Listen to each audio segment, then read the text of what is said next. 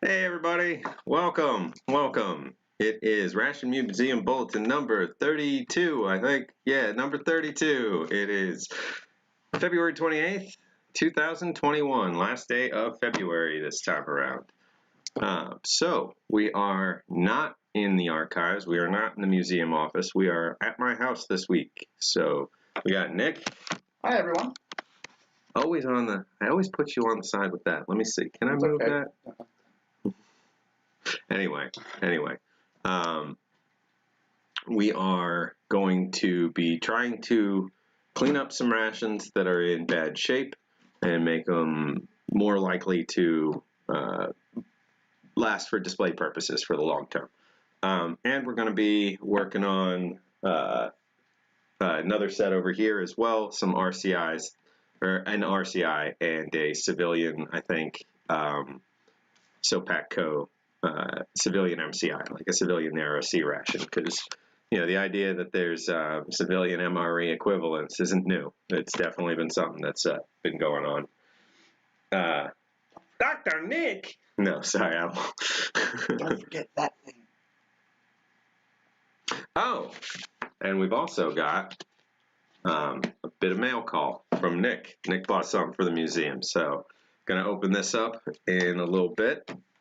Get everybody excited about the packet. But how's everybody doing? Yeah, Smokey's driving or flying or something right now.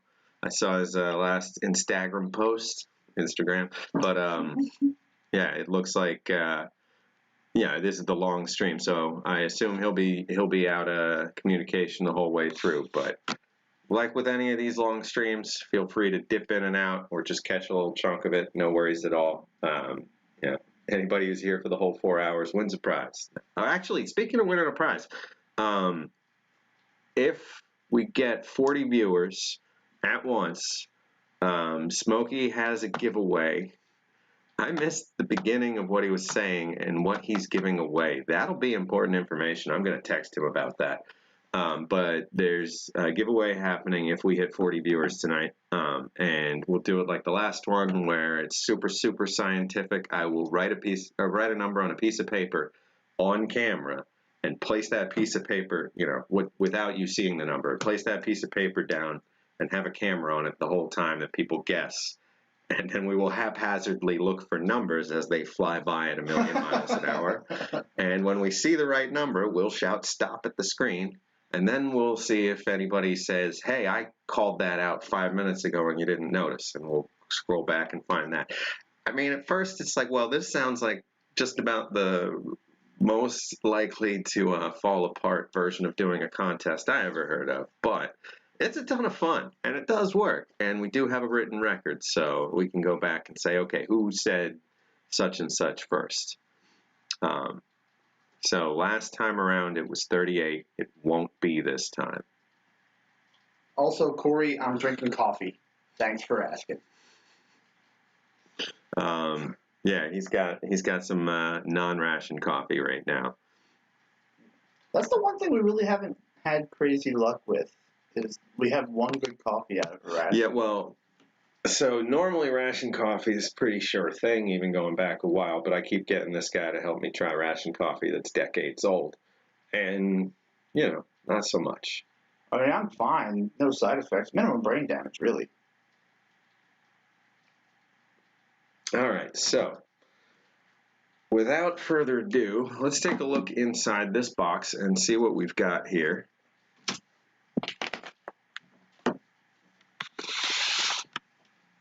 I'm going to switch to, let's see, we've got multiple of these cameras this time. So we got this one. Oh, is it doing the same thing? I'm going to need to mess with the settings on this, I think, because now we're in a different location and it's doing the same thing it did the last time. So where it falls out of sync.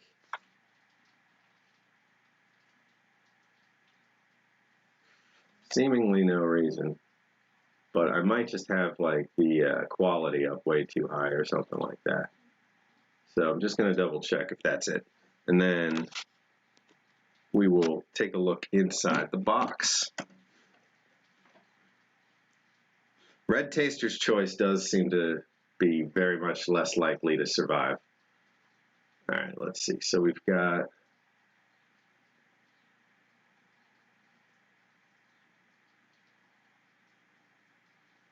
resolution. I'm going to take that down. We're not broadcasting in 1080p. We don't need video to be in 1080p. Quality is about right.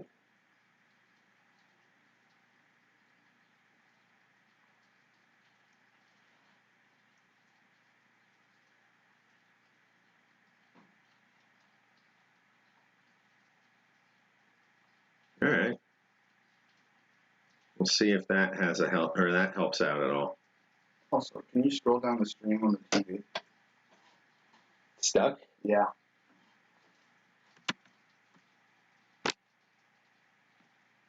There we go. Okay. Hopefully it sticks. Hey, Yossi, welcome back. Let's see. So, speaking of, didn't do all my howdies.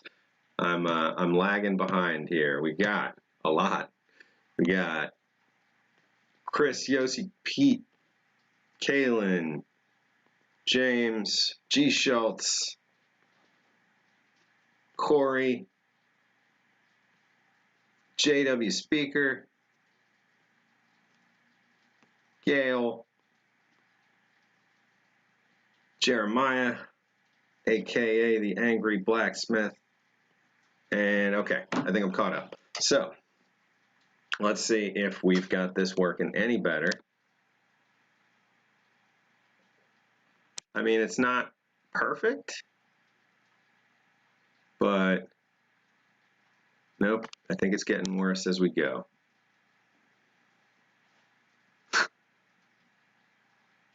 I might have something set up wrong. Let me try something here. I'm gonna put us in studio mode, put this back on laptop, push that to that. Okay, now I can mess with the scene and not have you guys watching that. Let's see, Samsung 2, network delay. Do I have a network buffer on here? Nope.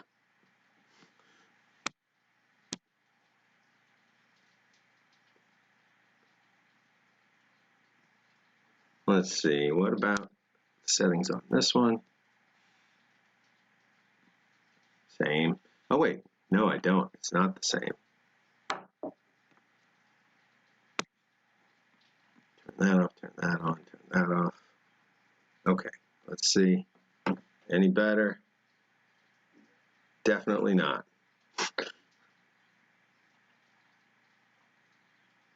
Why is it so bad? I wonder if it would be better in another room, which is where I intend to have it in the end. I mean, for the most part, it doesn't matter too much. We're going to use this to watch pie cook. So,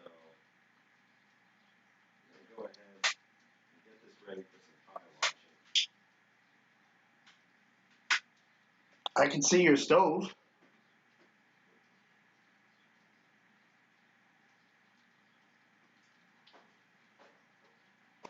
Probably not in real time. Are you on top of the stove looking at the bentos? Yeah. It's real time. Close enough. Yeah. I half expected to see my hand moving around when I came back. All right, so let's see. I need a piece that's in a bag down there. It's the extension for the, yep, thank you.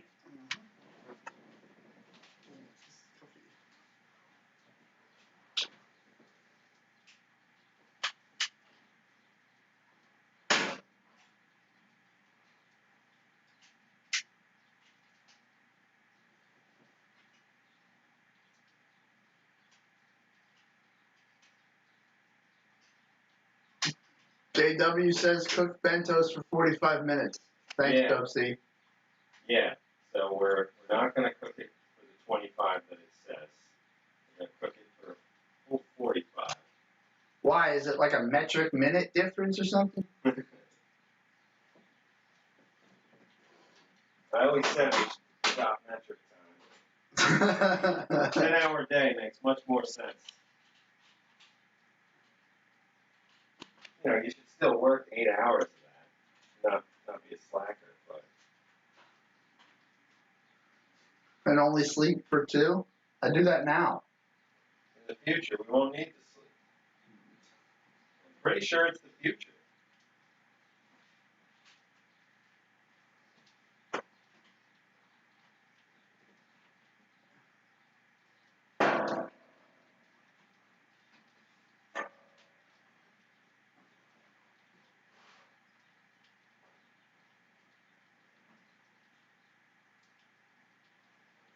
So I wonder if it's just because the 2 cameras were pretty much right on top of each other that they weren't working out well. Let's see. So I know this is Do you want me to go in there and wave and tell you when I'm waving?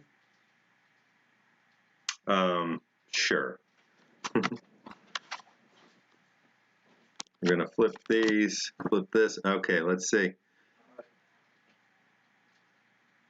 All right, I mean, you got to give me some kind of cue. I just see hands. Oh, okay. I'm gonna wave in 5. Or just snap your fingers, and I'll be able to tell how far off. Very far off. Oh. But that's all right. We're going to use this to watch pi.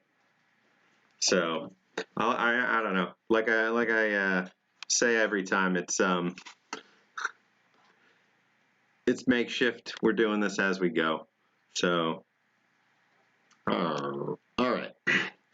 It is a cobbled together stream with you know, secondhand parts. This is an old laptop.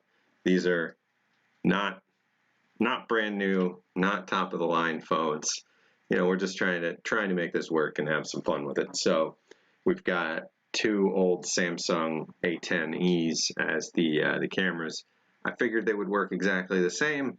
I've used one as just a photography camera for a little while for the museum, and the other one is this one. This has been for our stream because it's fine. Just made sure the settings were the same and that there's nothing else running on either of them. And for whatever reason, it does not want to play nice there. So we're going to stick to the tried and true. Actually, I'm saying all this, and let me, you know, watch this be the. No, okay, this is definitely the one that's worked for the long run. Oh wait, I'm screwing it up. Of course, as I say that. Come on, wake back up.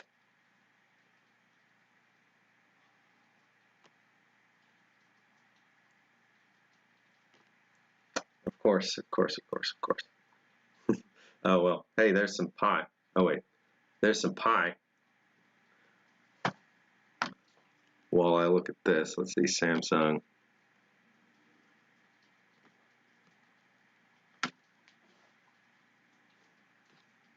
Of course, I'm like sitting here saying how happy I am that at least one of them's working right. Pick it up and make it stop working right. All right.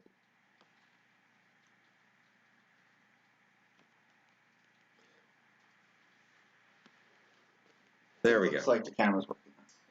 There we go. So we're going to take this power pack off of this one so we can put it on the pie watching cam. Pie cam. We're going to put this up here so that this can run the whole 4 hours without crashing. And then should be able to, yep, there we go. Okay. No, this is the new cracked one. I don't even know what I'm talking about anymore. So it just seems like having 2 on at once right near each other keeps one of them from working well.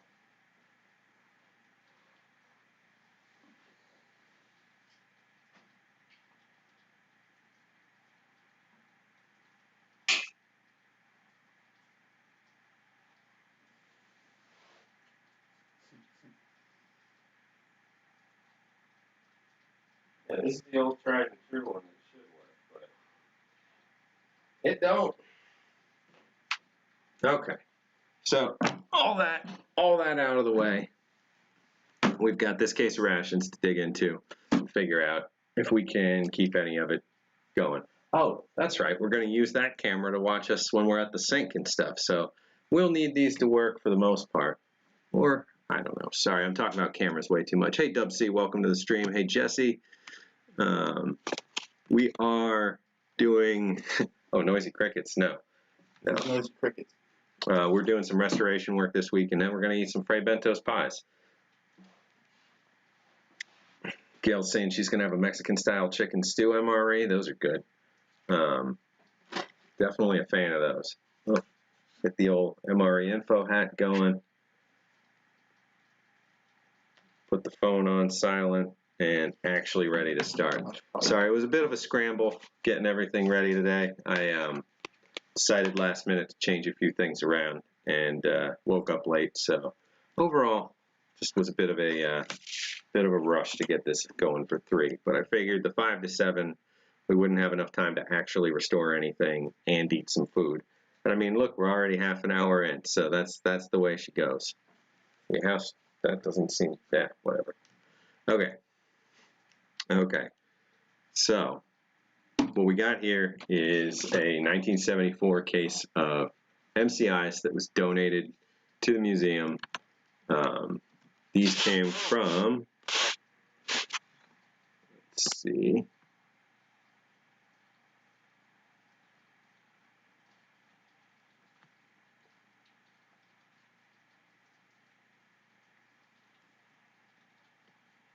these came from somebody who just was cleaning up after their father, getting stuff out of the house after their father had passed, and I believe it was his sister found this case, and they reached out and said, hey, is this something that the museum would like? So this was the Herbert family that passed this on, and just wanted to say thank you to them. This we looked at in a previous stream. We took a look through just to say, hey, what condition was this in, and we put it to the side as a this should get some attention.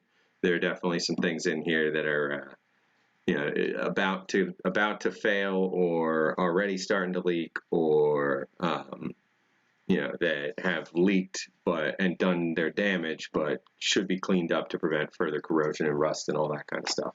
So obviously we aren't professionals. We aren't trained in the perfect methods of preserving these things, but let's just establish one thing here, that we love what we're doing. We love the history aspect of all this, but we are just amateurs trying to keep these things alive. So this is just going to be too much. So when we're done, we hope that these cans and items will be around longer as a result.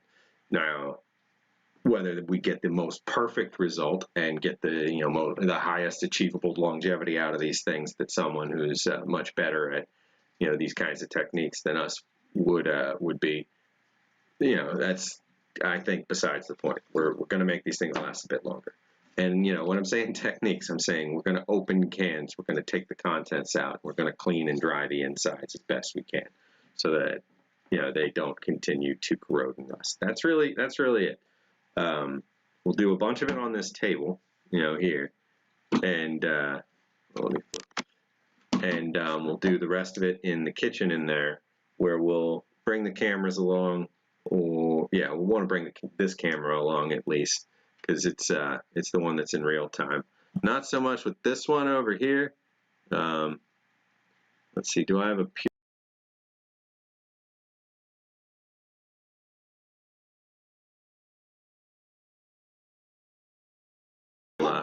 we'll get that in the corner like that, so we can watch it. Once it's turned on with the oven and all that. We'll get that started in a little bit. Just since it's going to take a good 45 minutes there, we're going to get that started around 4:30. So a little after 5, we can break for some food. Well, actually, I guess it'll be more like 5:30, 5:45, because we're not going to take it out of the oven and immediately shovel it into our mouths. It's we're not. Maybe Nick will. We'll evaluate what a ration burn tastes like. Pete's bringing up. So One of you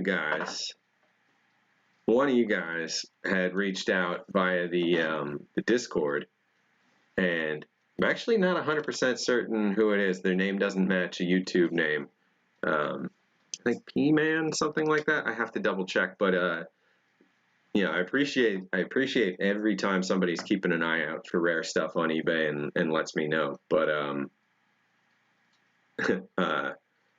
on Friday, got heads up that a case of 1971 MCIs had been posted with a buy it now of $75. No guarantee of, the actual accessory packets or anything still being in there. No good pictures down beyond the top. So, with black spots at the corners and black spots when you look down in, there was definitely leakage, seepage, damage, etc. But for the most part, it looked like a pretty darn clean case. And immediately bought it, immediately paid for it, and started just kind of bouncing with joy there, thinking, oh man, oh man, oh man, who the heck knows? There were 10 in there, 2 were missing, so potentially up to 10 accessory packets with cigarettes in them. Now, even if all of those had been looted, which is the most likely case, always with that era, you're going to open them up, and even if the packs are there, somebody slid them open and took the cigarettes out. It's just what people did. It's just 20, 30 years ago people did that. It's not like they just pulled them out in the modern era. I mean, people they'd quit cigarettes for a few years, and then they'd really, really get the itch, and they're like, oh, I know, I've got a little 4-pack upstairs. That's easy enough. I'll just have a 4-pack and I'll stop. And then they get the next one and the next one and the next one, and then they go buy their new pack.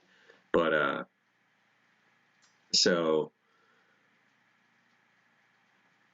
I wasn't 100% expecting those to be in there. I mean, it would be all right if we got 1 or 2. But in general, a $75 case of MCIs with 10 of them, that's gonna yield some potentially testable food. It's gonna yield some interesting looking displays. It goes back further than we tend to get with a lot of these. The 60s MCIs and the early 70s MCIs. They're just jumped on. So, I was thrilled. Fast forward to the next morning, seller canceled, refunded my money, and listed item out of stock. So, yeah, they had just posted it. It was up for, I think, 25 minutes before I bought it. And, yeah, somebody reached out and said, hey, I'll give you a lot more than that guy bought it for.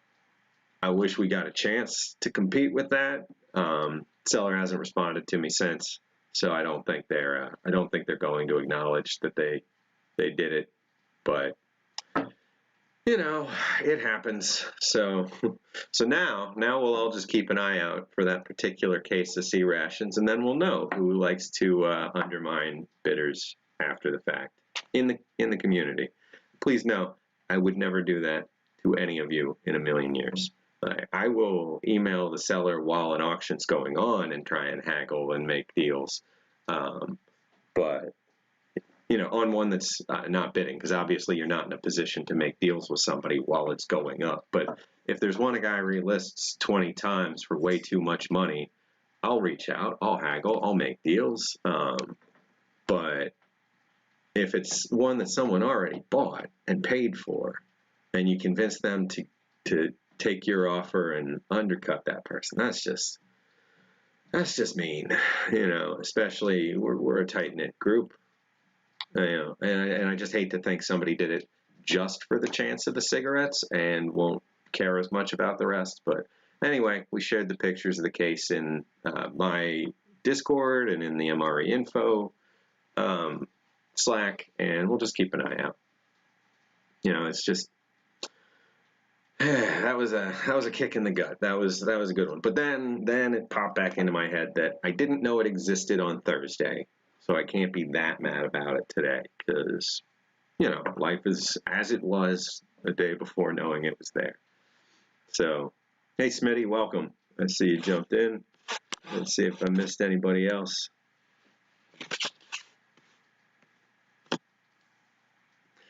But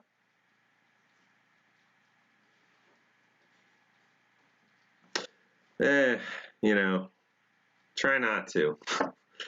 It's just, you know, when you get a good deal, you get a good deal. I was going to reach out to the guy to say, you know, I'd pay for, I'd pay more for the shipping. It seemed like he didn't charge enough for that. That makes sense. But, I mean, we're a museum. I'm not trying to get it to resell any of these things. I'm not trying to get it to, well, I mean, I probably would have smoked one of the packs of cigarettes if there was, even though I quit years ago. It's just, you know, but. You gotta do it. You gotta. But, I mean, that case was probably 600 plus all day long. So if it had all 10 accessory packets. So anyway, guy's not a ration seller. He sells just computer parts and stuff. So his neighbor gave it to him. He would have made a profit. He could have moved on. It would have been nice. Anyway, I'll stop rambling about that. We have a case to go through. Let's see what we got in here.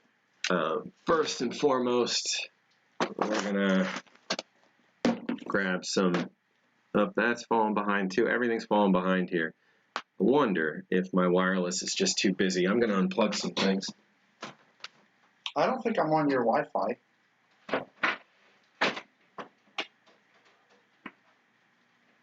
Nope, I am not.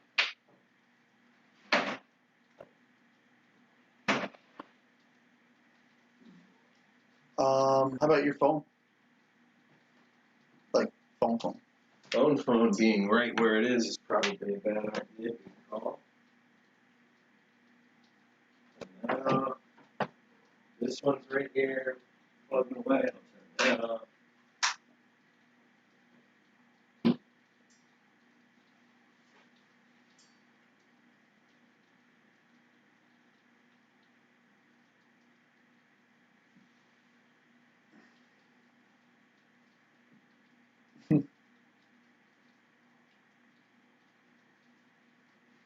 So, just to chat with the stream, never actually had cigarettes out of a ration, but there was a time where I only smoked Lucky Strikes and Pall Mall filterless, which I'm pretty sure haven't changed for 60 years. They hurt a lot after about 3 drags, especially the Lucky Strikes filterless. I don't know that I'd say they haven't changed, but I mean, we know they age, so. It's toasted. Some of these old ones, yeah, it's toasted. That's the difference. It's toasted. Yeah. Oh, man. You know, smoother on your throat. Toasted for better I mean, whatever. They had to come up with something. All tobacco is toasted. That goes into cigarettes. But hey, if somebody calls it out, then anybody else calling it out is just copying them. Well, that was the point. I don't know. It's from a show. Anyway, yeah, it's been warming up, Jesse. Thankfully, we've got rain right now, so It's a little warm. You know, it's been it's a little warm. We're both wearing several layers, but yeah, it's 75 in here. It's not as warm upstairs. That's why. Okay. The office is always cold, so we're fine. Yeah, the office where we've been, it's been in the high 50s the last couple streams. It's really good for the rations. I do got to say that. It's really good for the rations. You know, rain is welcomed right now.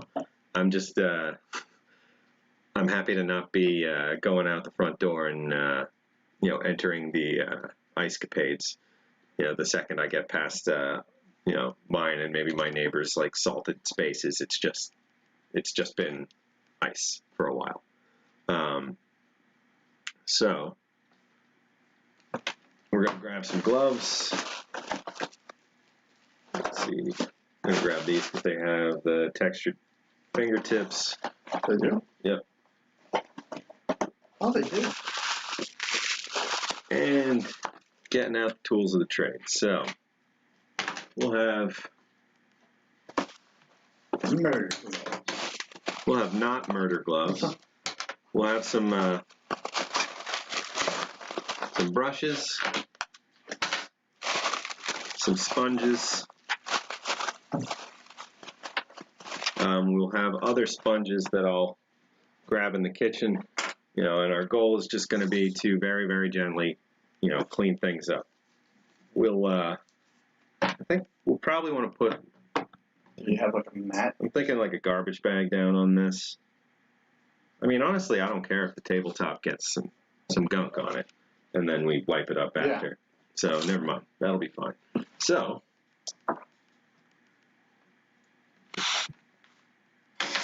we are gonna get going. I'm going to remove my sweaters.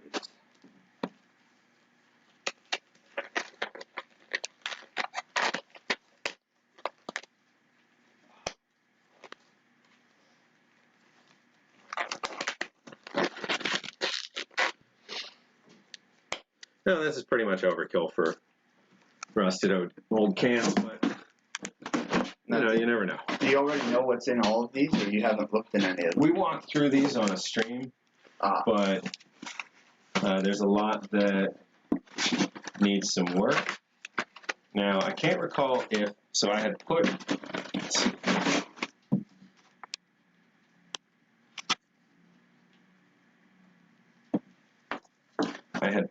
a lot of the, oh, dang it. Yeah, I messed up this holster.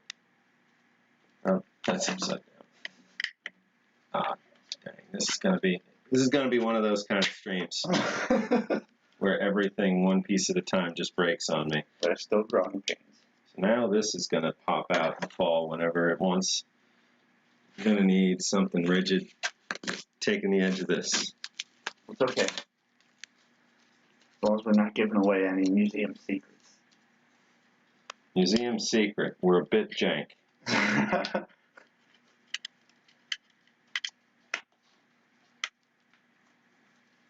Alright, that seems like it'll work.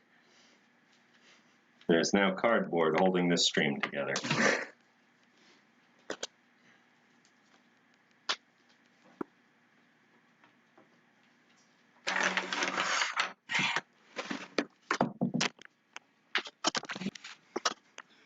We're fine.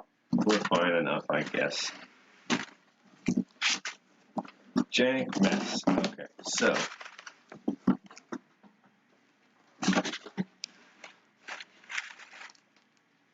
so we've got some cans off to the side by themselves. Some of them look rough, but not all of them.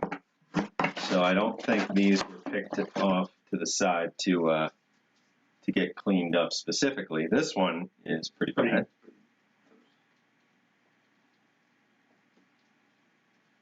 That's almost certainly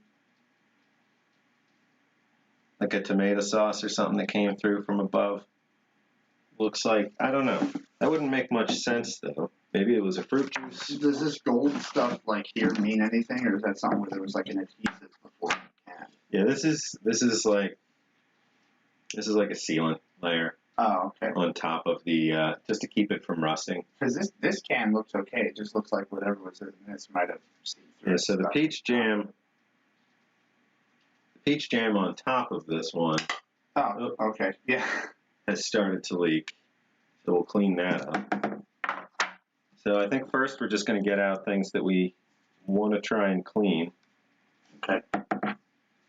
You need me to grab anything? And then we're going to also, for this whole case, we're going to empty them.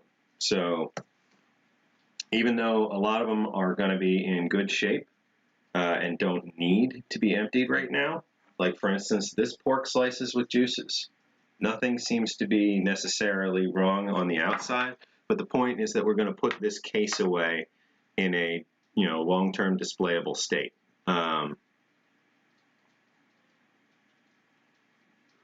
So, oh hey, we got Devin. we got Wizard Beard in here. Good to see you, man. Good to hear that. Well, this one we're back at my place. We're not in the office today. Devin? Oh, hey, Rachel. Good to see you as well. Our Devin? Yeah. Oh, what's up, D2? Nick says howdy. Oh, So, sorry, I'm here, dude. I'll bring that back down. Let me put this over here. And take this over here. Get good and confusing. Because then it's not just looking at my stomach as I try and move stuff around. Oh, come on. All right, I'm sorry, everybody. Oh, there we go. We got our daily camera fall down. Oh my God. Now we got lights. Oh, could I do this any worse? Okay. All right. Here's how this is going to go. Just put the stream in H. Give me this. Put it in H. No, wait. We're going to go underneath. It's like 4% less likely to be stepped on. And then hopefully this stops rocking around. So. Oh, okay. Okay. Now this we're good. Take her for a test drive. You know, wearing my Zagran Mobdin Slotikiev shirt. Put it in H. Alright, so. Alright. What's chat doing? Talking. We have a big old. Oh, I keep forgetting that it's there. We should move that to straight up here. No, don't move anything else. No. Don't break things. We can do this. Because we're not looking at it in the slightest. All right. Keep your hands on the other side until. As much as I can be. Got it? Yep. Okay. This is what smells like burning plastic. Oh. That's a good thing, right? Fine. So at least we know. Knowing is half the battle. There we go. Now it's going to be much easier to keep up on what you guys are saying. All right, so we've got rations. Let's see what we've got box by box. So we've got boxes in pretty rough shape. Going to need to get the rust and bits out of that. We've got a box in pretty good shape except for some moths or something inside. So we need to take care of that. There's moths in the box. So now the dry goods stuff we aren't going to have to cut out. It's not going to change state. But anything that's going to change state, we should. Problem is going to be these jams and peanut butters. I haven't figured out exactly how to take care of these. So for putting them back in the case, we're going to... Sorry. So for putting these back in the case, we're going to put a plastic bag around each one that goes back in. So I've got those over here. So we'll clean them up, we'll bag them up, and we'll put them back in, with the knowledge that we probably have to come back to those a little later. So let's see, we've got some spare spoons. Hey Dave, welcome.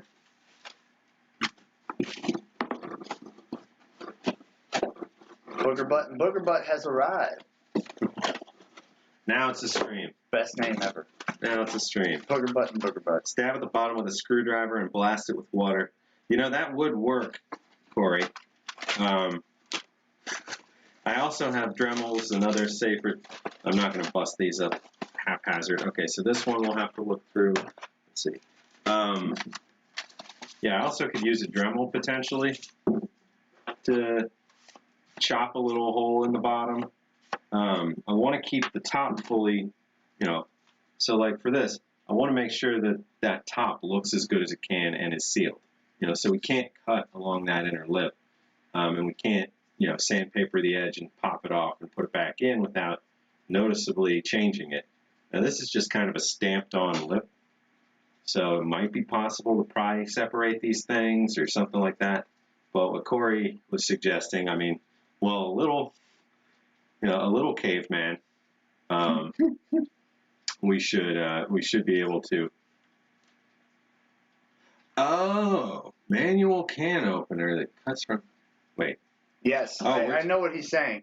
So that's Kalen saying that. What did he say before that? I missed it. Oh, and hey, Gordon, welcome. Buy an electric can opener that cuts along the rim so you can put the can back together and it looks like nothing happened.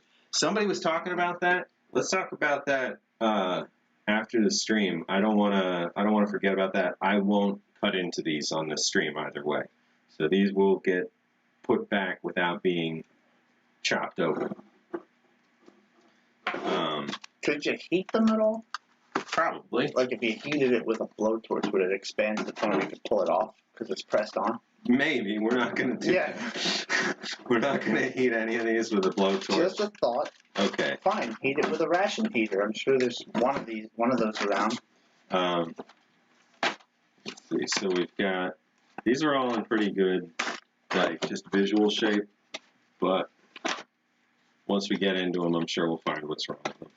So some of these, this doesn't make sense. Like, this is a catch-all box. We got jam, we got cheese, we got more jam. So somebody just rearranged and put it in a box. Yeah, we'll have to see what all's in all of these. So we will take it all out, and then we'll figure out what can get consolidated. So first things first, we can clean this box out, get rid of a lot of the rust.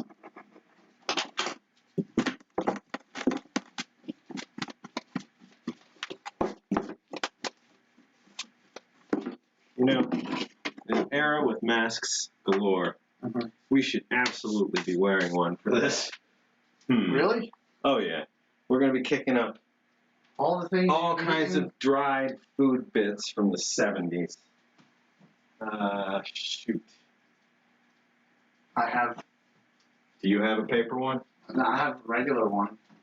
Okay. A fabric one. I'm going to do. I have one on my lunchbox, wherever I put my lunchbox. But no worries. Or I could do this thing. Sock? Oh, that's it.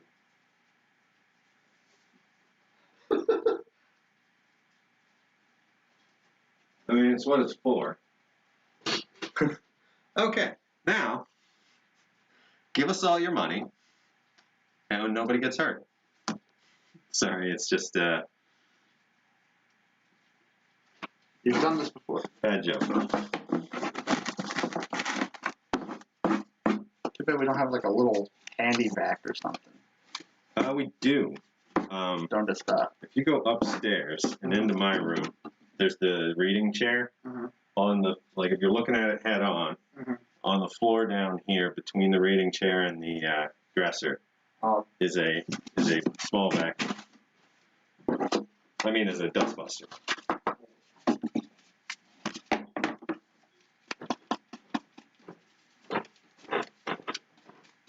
We got all kinds of mold and stuff. Gonna need to figure out if there are mold arresters and things in the long term that we can apply. Huh, this is not gonna work, this mask. One sec.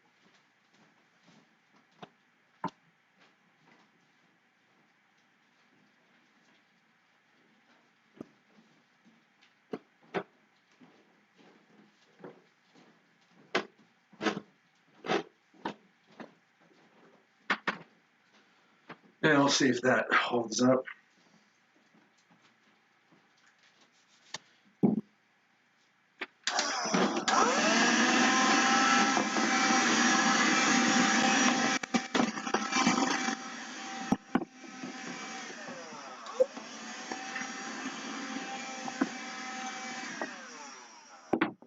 So, I don't recall where all my spares are, but we might want to switch to N95s by the time we open up these cans.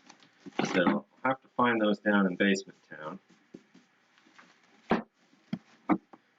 So this is still, the bottoms of these are still nice and tightly attached. There is a nail in here of some kind.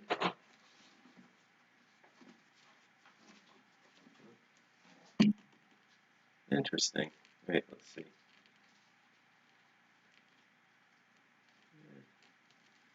Tiny little thing. Don't know where that came from. Nope, yes I do. Came out of the brush. Interesting. That's a good brush. Interesting definition of good.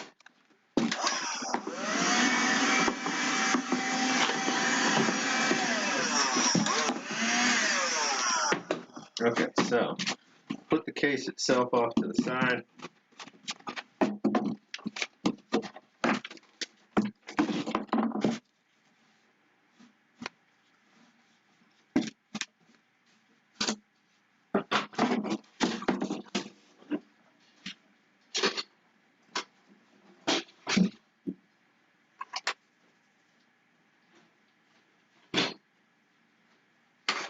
Yeah, I'm just going to vacuum this room after we're done, so we'll get some rust on the ground, no worries. Yeah, but just to minimize.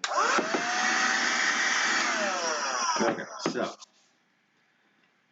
now we can see about deciding what's what in here. So we've got, let's see, this is okay, so that's a big open space we can work with. So we've got B unit, pound cake that are good, B unit that needs cleaning, pound cake that needs cleaning, B unit of a totally different style, like completely different style to the rest of these. Let's see if I can find an angle where it's not just reflecting.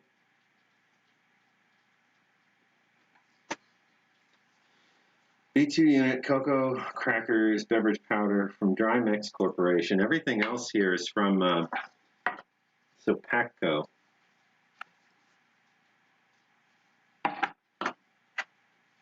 And this is a 1977. This is not part of this case.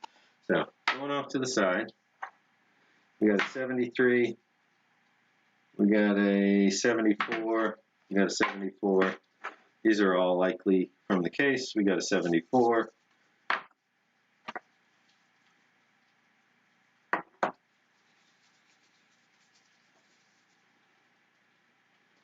We got an interesting era. Not sure. So we got 1514 CO50 on this peanut butter.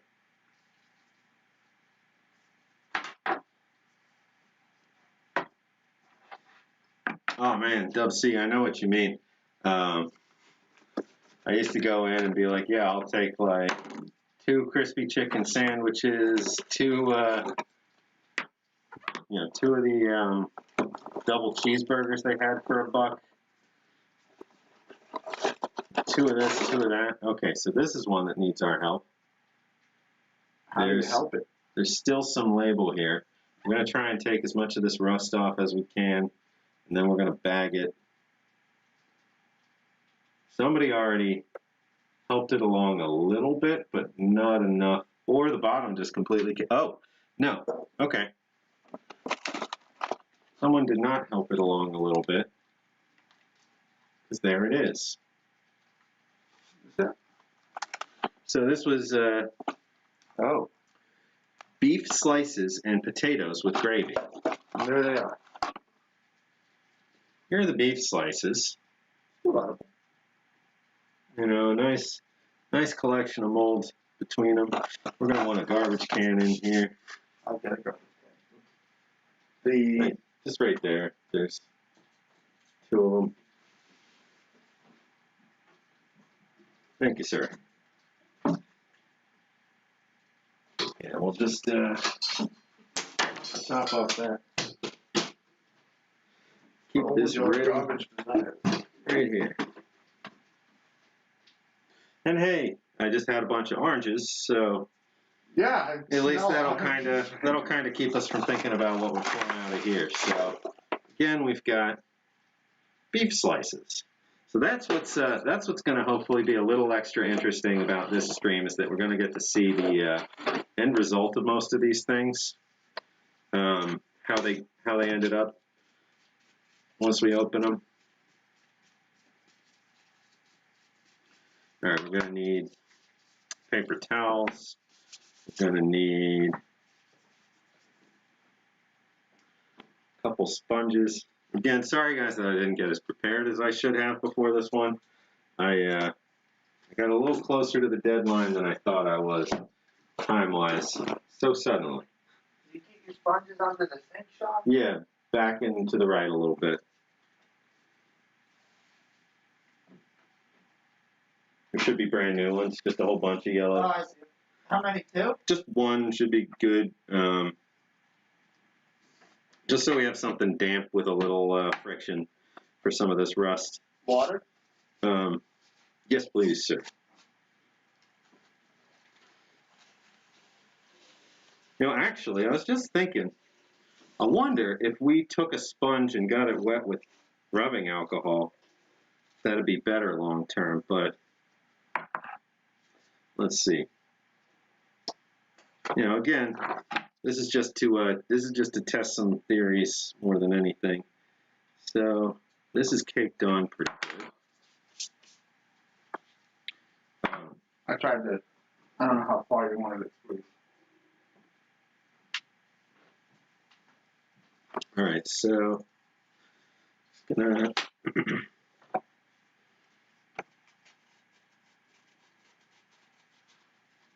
so we're just gonna try and work out about how much of this is still can and how much of this is something from above.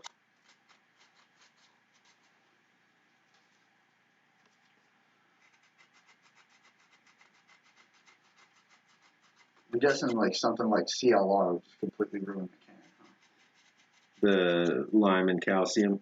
Calcium, lime, and rust, yeah. Probably. I want to go gentle on this. It might take a little while. Unless you want to take over on this one, and then I'll jump into we're just very slowly working around this edge. Mm-hmm. Just knocking the crud off, doing a little wipe once in a while, but overall, like you can see there's some darkening under the paint, but overall this one will be salvageable. Vinegar might work, says generally. Vinegar. Yeah, vinegar kills rust. That's the one. I'm trying to remember what you use to make rust. That's ammonia. But if you want to kill rust, vinegar does a great job. That's a great thought. I have some white vinegar right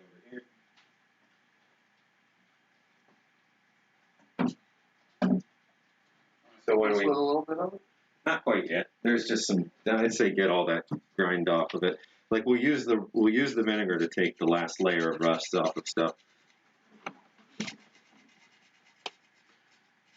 Okay, so then, and if you want to go just a little lower, then I think folks can see. Actually, no, I'll sit under it. There you go. So this pork slices with juices. I mean, it looks like it's in perfect shape. Actually, Sean, you know what? What? It doesn't look like any of this is rust. Yeah, no, it doesn't seem like. This just seems like, it's food from something up above it. yeah. So.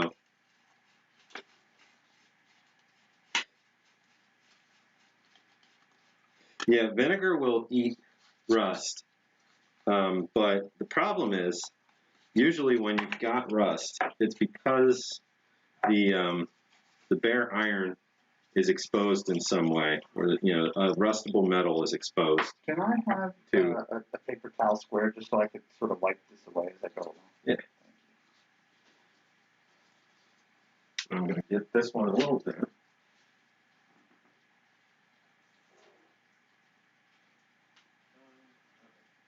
So we'll put the pies in the oven in about half an hour. So I just don't want to take the paint off the can. Yeah, go easy on it, but it'll take a little while. I mean, if we get this whole case restored by the end of the stream, I'd be amazed. It's quite a bit.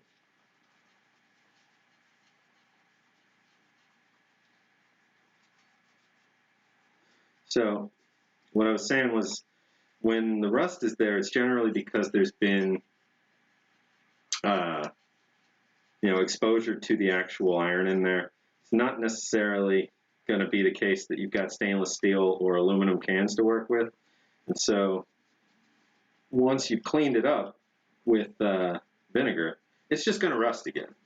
But that can be all right, you know, if there's nothing else to add to that, it'll just be a surface layer. It's just going to oxidize the surface, and it won't necessarily have anything else to feed it to dig deeper and deeper. So like there's a pinhole. Like you hear us talk sometimes about pinholes on a can of jam or something. That's a pinhole. There was a little black blob around it. It ate through.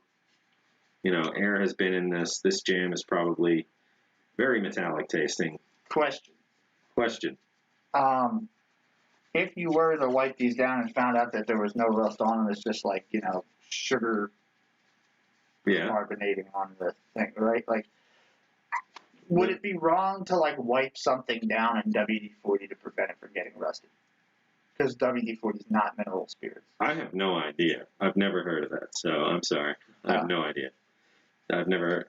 WD-40 is a water displacement formula number 40. Yeah. So, I don't... Use it as a coating? Does anybody know? Like if you... Liquid sealer will prevent oxidizing. Yeah, if we wanted to get very thorough, we would need something to paint over these. Right now, I'm doing the let's keep these from going further right now method. And then we are going to need to learn that sort of stuff and have some more tools available. I mean, this is kind of haphazard. We're at my house just because there's no proper space for this in the building where the museum is. Also, we don't have an oven for the Fray Bentos. Yeah, and because we don't have an oven. So, in the longer run, though, we will have in the museum an actual restoration setup that, you know, has a purpose of being used over and over again and dialing in the techniques so that we get the best result we can and keep everything in the best shape we can. So for right now, we just are going to want to get as dry as we can. I'm not sure that I'll use vinegar to take rust off too much unless it's in really, really bad shape. Then you can soak it in vinegar and come back to it and all the rust will be gone. But, you know, you've got exposed, definitely will rust again unless sealed metal. So I think I might skip that step until we're ready to take the next step immediately after. But I want to get all the ground up rust off the surface. Pretty sure this is just hardened sugar. I have, yeah. For the most part, I think we're dealing with fruit juice leaks and that kind of stuff. All right, so this can's got no more. Oh,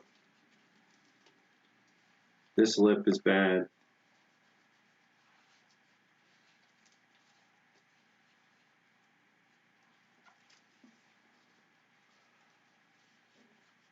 So JW, you're saying it would go like under this all the way around, and we could just pop the top off and put it back on? I think I saw one that does that.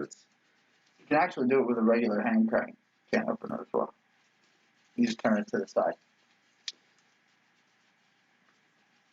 So this seems to be getting worse as we go. So this might be the worst little leak here, right on the surface. Oh yeah, look at that. We have exposed. Oh, sorry. We have exposed something here. So we can clean that up. Oh, hey, look at that. Just coming off in chunks now. I can't tell where I'm holding this. There we go. Well, it was. So this little black spot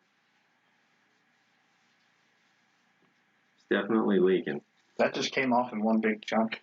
Nice. Fell into that. I love chunk. So this one is going to get worse again, if not empty. Balmer Foods of New Orleans, Louisiana. RL3 is the stamping.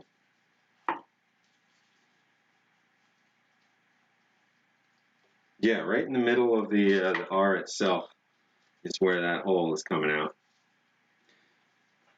So we've also got this cheese that's definitely gonna be bad. We've got this apricot jam, more peach jam. Let's see, I'm gonna jump into this apricot jam.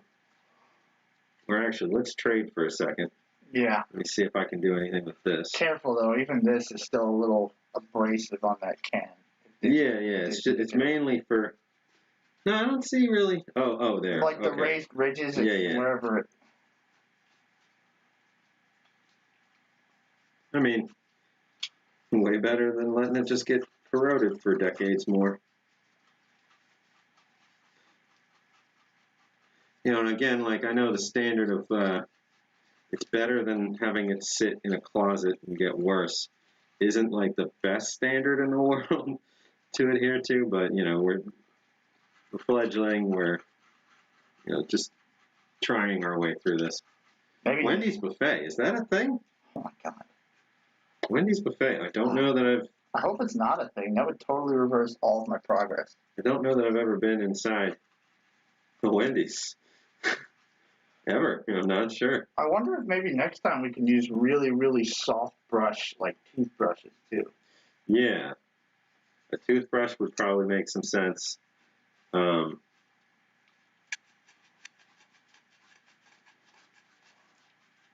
was something else I was thinking. Some sandpaper of the right grit might make some sense. The kind that you use for pretty much polishing. I wouldn't say steel wool unless those were really soft. No, that's way too high.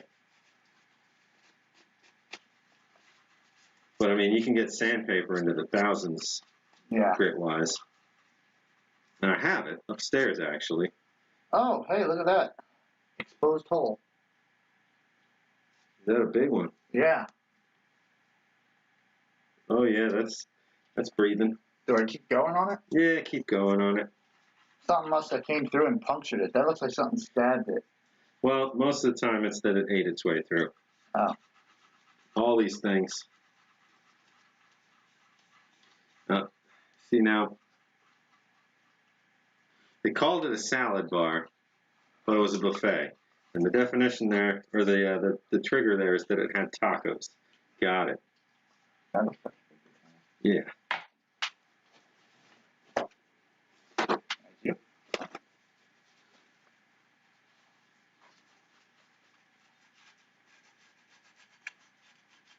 That's a really substantial hole. Yeah, that's a big old. It's like somebody shot it with a BB gun. Big old gaper right there. Jam apricot. Can't smell anything. Like through the mask. That's probably good. It's gonna smell like metal, like awful metal. Always wanted to smell rusty apricot, man. Well, now you can. Okay, so that pound cake will be all right. That pound cake's in great shape. Now we've got this buddy. I'm going to want something better than our current. That's something I would soak in vinegar. That is substantial rust. So first and foremost, we want to make sure that it's not going to get much worse. There's not a ton left in there. The whole bottom had come out and turned into powder. That's what we're looking at in here. The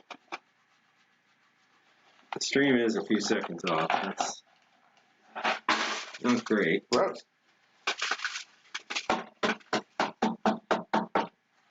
Sorry. It's all right. Okay, so this one, the bottom isn't going to really come apart without just crumbling, so I'm going to give it some brushing into the trash there. Try and get everything I can from inside.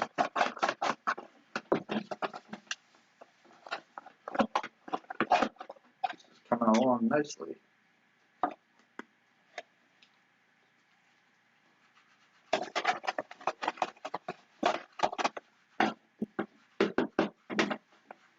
Okay, so compared to just a few seconds ago, you know, that's substantially better. No more slices. No more beef slices in there. So this was beef slices with potatoes and gravy. Potato. Hard bristled toothbrushes. Yeah, this entire can is shot. The contents were still in there when the bottom collapsed out, and the beef slices were this like triple stack puck patty thing. So that was neat. These are all empties. Let's just get any crumbly bits out of these boxes too. So that one's not. This is therapeutic. Not looking great. This is. This is a whole lot of stress relief in restoring rations. You know, you guys heard it first, so heard it here first. Once the museum's offices are a little more open and we have 1 or 2 more rooms so that we can have a space dedicated to this, you know, folks are going to be free to come in and try their hand at cleaning up old rations. Because again, it's better. Whatever effort we can get out is better than letting them continue to rot.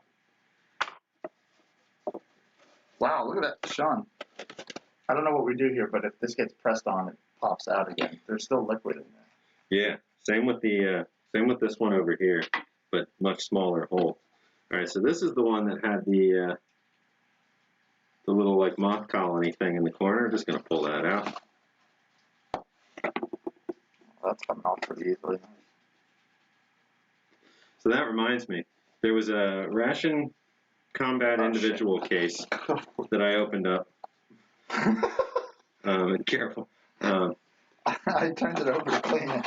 So there was a Ration combat individual case that I opened up years ago that had been sealed and banded until I got to it. So it still had the metal straps that went around it. All 6 inner rations. Wait, 6? Is it 6 or 8? No, I can't remember. No, I think it's 6. I think it's 6. We're inside, and all the cans and contents were in those.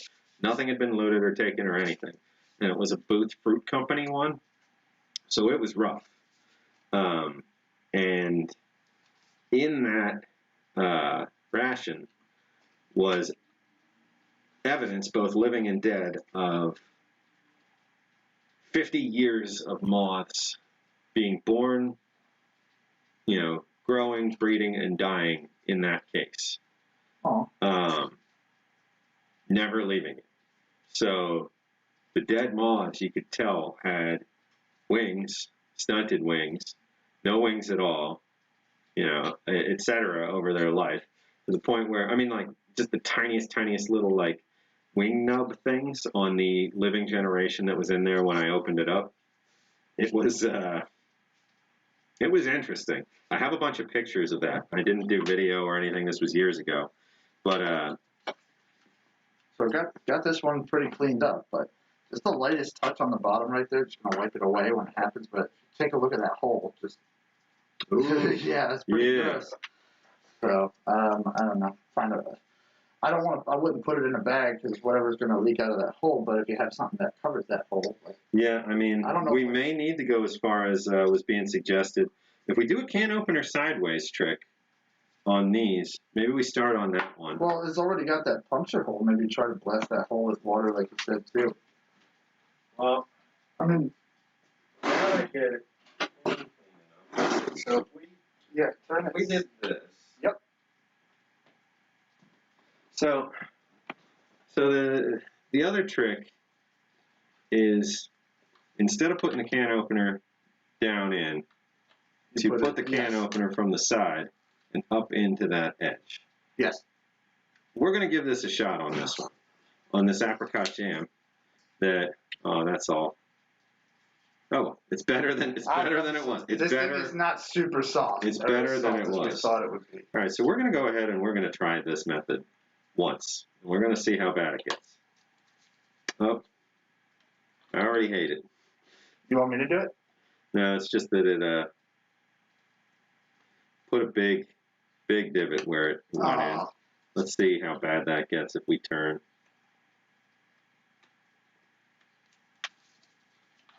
Yeah, this will not go back on. There is no chance in heck beans. So we'll just clean it up and cover the hole for now.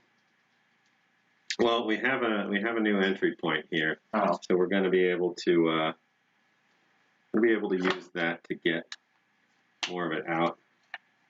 It's just definitely not a technique I'm going to recommend to anybody. So this is not going to, like, say, lift off and go back and look good. So like JW and Kaylin are saying, there's a much better tool for this job.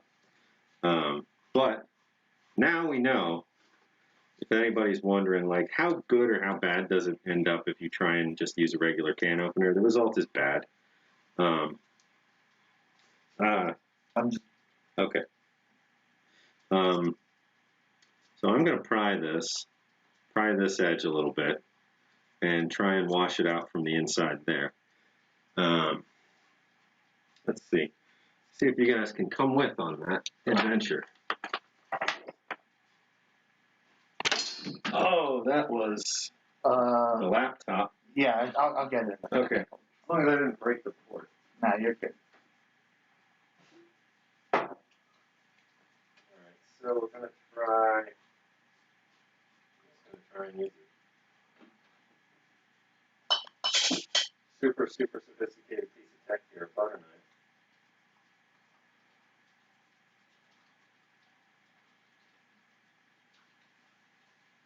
I'm just going to open that a little bit more, and then we're going to brush it.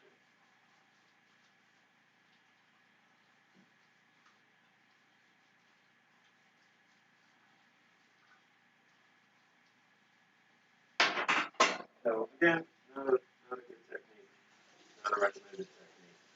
Now we're going to flush this thing.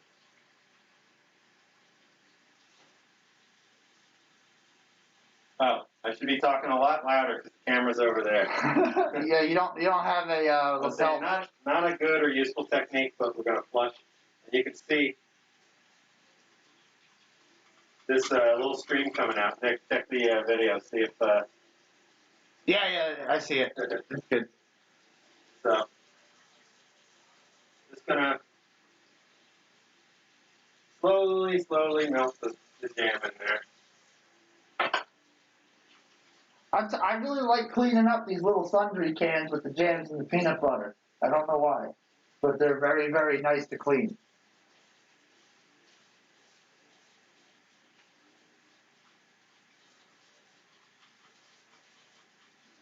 Bulletin H.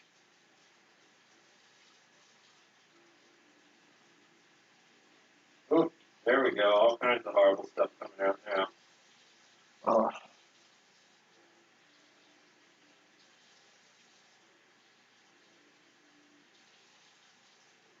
While you guys know Nick and I would try a lot of this stuff, this is not the stuff to try. Now those pork slices, I don't know.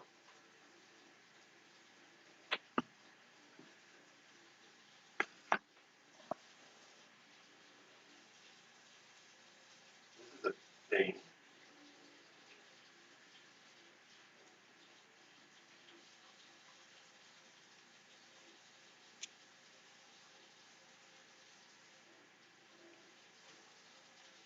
Wow, this is a nice can.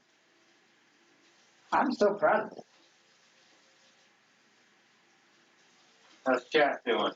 Hey, chat, how we doing? Oh, Smokey's here. Smokey has arrived.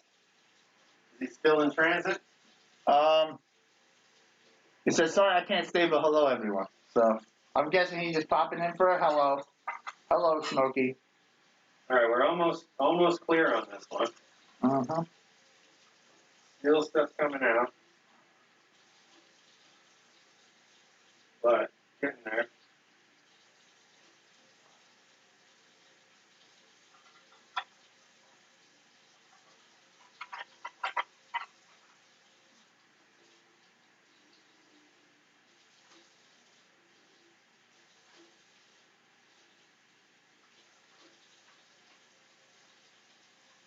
You know what I'm most concerned about with this approach is going to be the can rusting from the inside out. So we're going to put this on top of a radiator in the corner and just hopefully really dry it out before putting it away.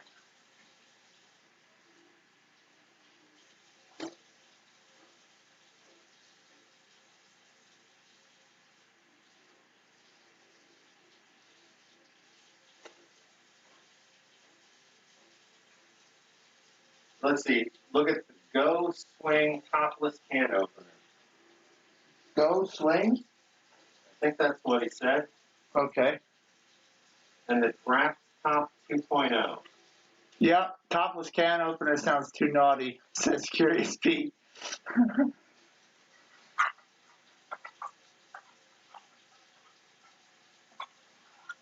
That's a family-friendly topless content recommendation.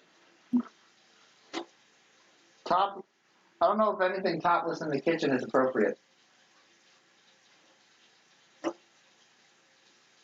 See what I did there?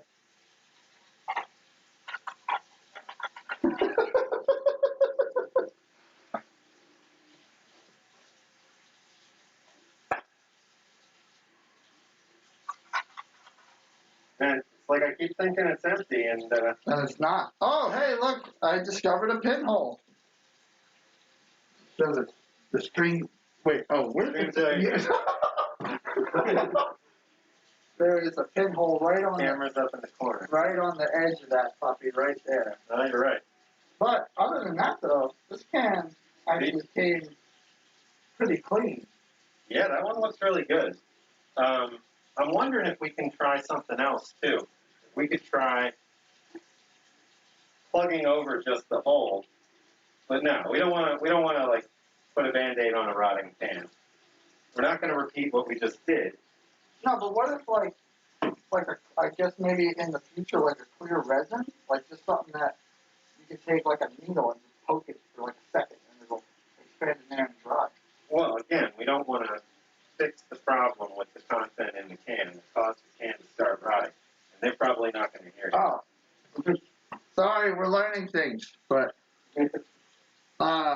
tell us what you think in terms of plugging pinholes. No, we're not plugging a pinhole on something with a content in it. Oh, no. This isn't up for debate. Oh, no. What am I asking here? Huh? No, I'm just saying they couldn't hear what you were saying before. Oh. Never mind. Sorry.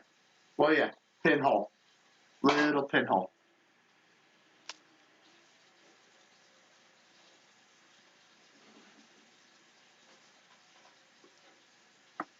Still have a good chunk of that coming out.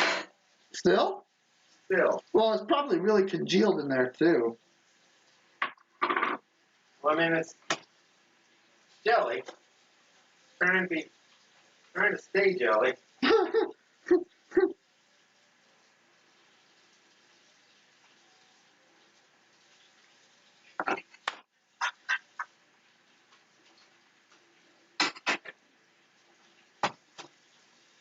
Mind if I rinse out the sponge for a second? Oh, go for it. Very hot. Actually, I think hot water and the sponge will be better because most of this stuff is just hardened sugar all over the pan.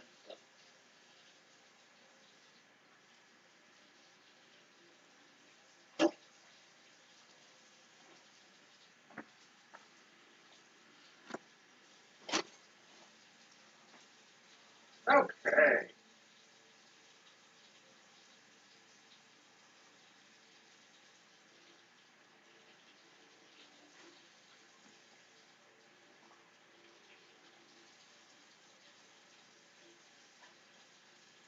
All right, we got it. This one's good.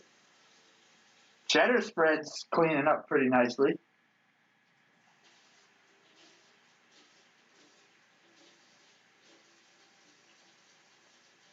Jelly.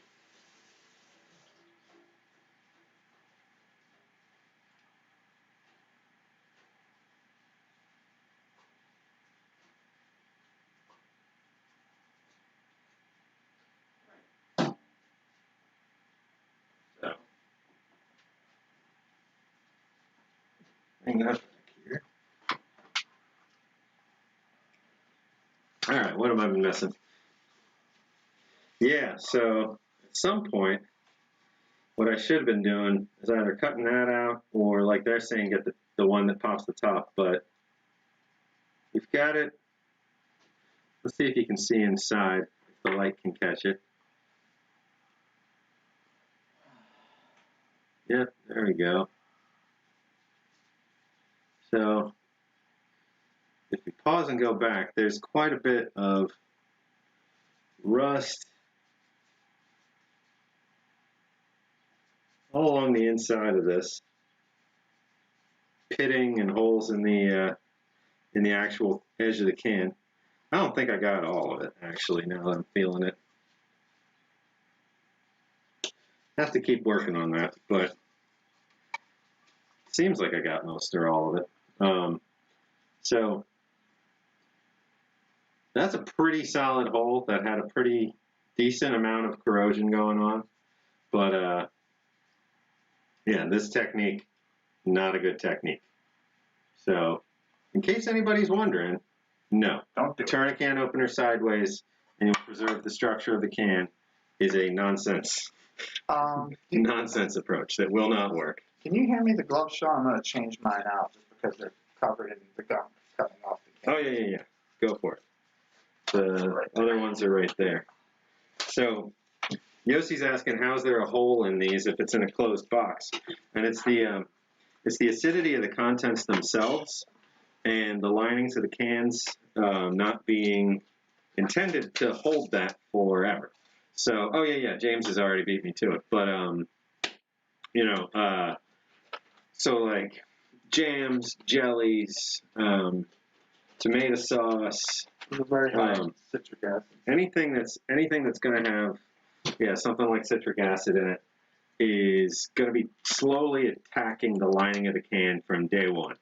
And eventually, just the tiniest spot, it gets through that inner spray lining or whatever it happens to be, it gets to the bare metal and just starts pitting through it. And then it eventually gets to the outside and it paints the last bit before it escapes. And so in this case, this the inside of the entire number 4 there got eaten out by the rust, or by the jam from underneath, and it started bubbling out, filled the top here, and crusted it over. So I mean, I don't think there's any doubt at this point that this can is, in better shape than it was, other than this big hole in the side. But it's not going to get any worse than this right now. So I was pretty proud of that can. that's a pretty solid improvement as far as I'm concerned. I have a little anecdote to share that this stuff reminds me of. You mean never mind. Sorry. Anecdote. Anecdote. Yes. So back when I was in high school, I attended a history and politics-based high school. And our first field trip was across the street to the Atwater Kent Museum on 7th and Market. And one of the projects was that I was allowed to help oil treat John Brown's musket from the raid at Harper's Ferry. And I had to put on white gloves, and they had a little special, like, brush kit that every 3 months or so they have to treat the wood properly so it doesn't dry out or anything on this musket. And that was the only time ever before this that I've done anything to preserve a piece of history. That's fantastic. I mean, that's real history. I was going to show one technique, so we shouldn't be pushing hard enough to take the paint off. No, some but of there was it's a just chunk going of to take. rust that just kind of like jumped off and took the paint with it on. Got it. And these do that. But for the most part, though, it looks pretty solid. Other than that hell yeah, piece that just got ripped away. So there's a caraway seed flavored cheese spread. We're definitely going to need to jump into that topless can opener era, because if we could get these to where they go back and look good, perfect. We'll clean all of these. We'll be able to still display them. I'm going to see if I can get one of those between now and next week. Corbin's saying he's eating canned food that's older than he was, perfectly fine. So have I. You know, I did I've that eaten twice in a row. I'm not dead yet. I've eaten canned food that you know, lasts a very long time. The question is, do glass jars used in home canning not react as badly?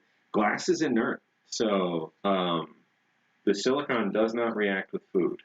The silicon structure of glass. So if you stored in, you know, glass with a glass stopper and the oxygen was pulled out, that food would never go bad, would never have any ability to. And that was actually the guy who's credited with the discovery of oxygen, or, you know, the understanding of what oxygen is. Now my brain, I can't remember it. So his name's Priestley, but I can't remember if it's Jason or James, and one of them is on a 90s primetime show. So, and the other one is a historic figure. But his experiments involved glass jars with elaborate curved necks that went up and down. So the air was kind of pulled out, but then no new air was able to make it through the. I don't understand off the top of my head how that worked, but the idea was he put like a steak under glass, and for a year or more the steak looked perfect, raw meat, and was saying that the lack of whatever it is in there is keeping it from degrading. So, you know, yeah, we live in a atmosphere that's constantly breaking things down. You know, the process of oxidization is because the oxygen in our air wants to bond to other materials. So anything that's capable of pulling in that oxygen is going to latch onto it, make it its new friend, and change its structure. So we've got iron just hanging out, sees some oxygen drifting by it, saying, "Oh boy, hey, let's be friends," and all of a sudden you've got iron oxide, or you've got aluminum oxide, or you've got cheese oxide. Now, cheese oxide is you know, rancidity. The fats and oils oxidizing is what starts changing the flavor of food.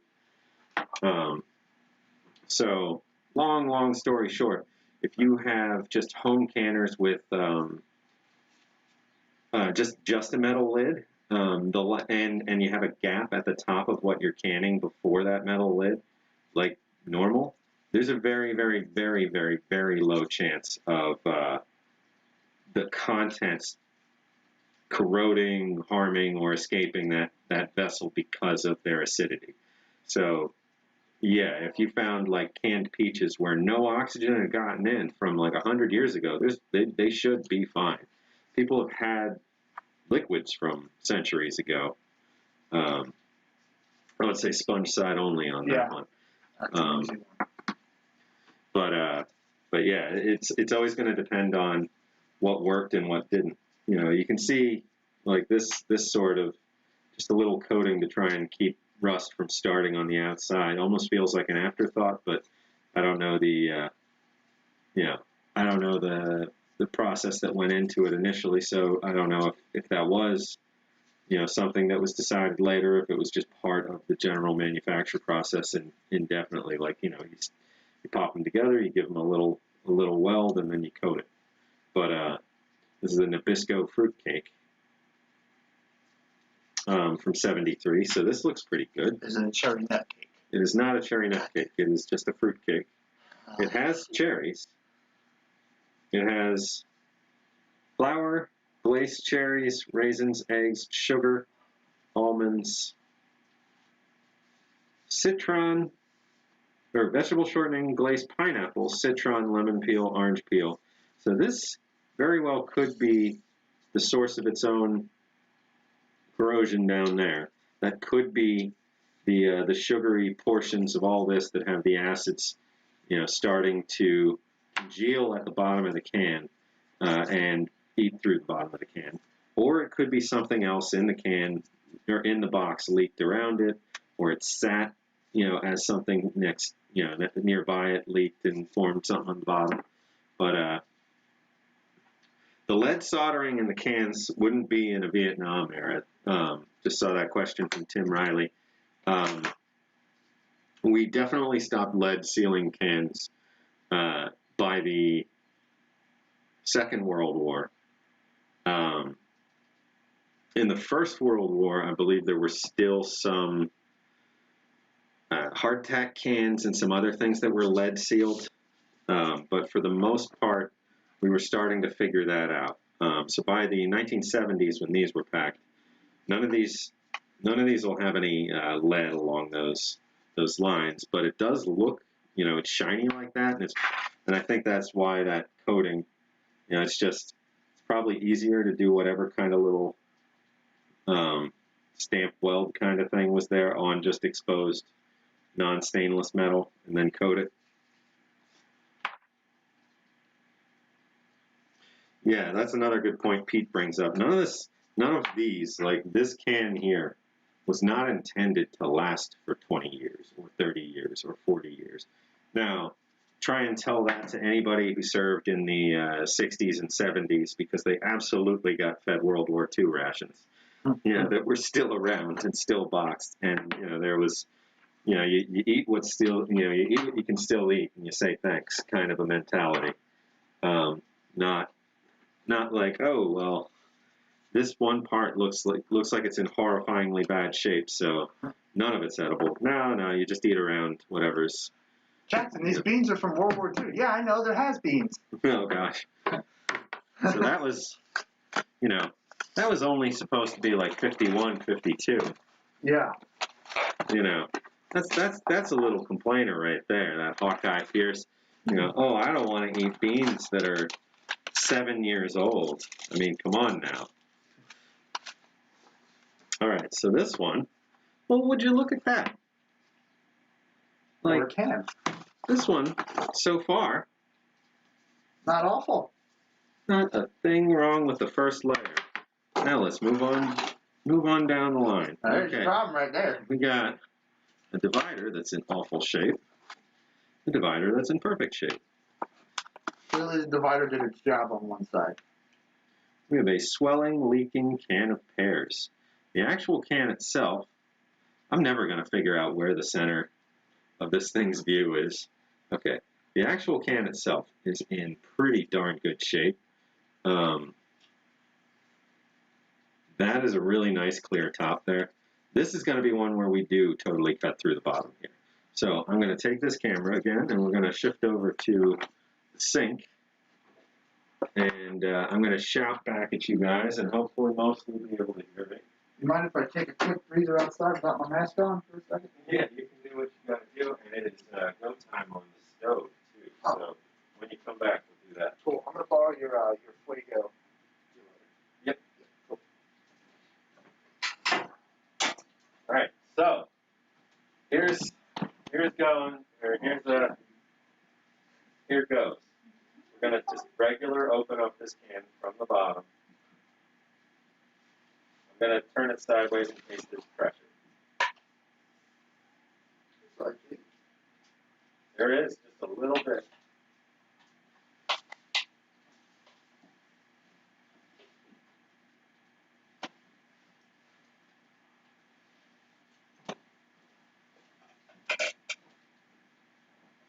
Making sure you guys can see. Down Periscope. Is that Kelsey Grammer one?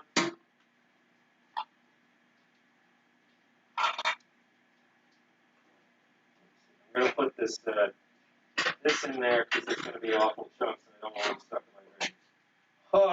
Oh, there we go. Look at that. Look at that. So that is pears. You can see the pears. You can see that they were, in fact,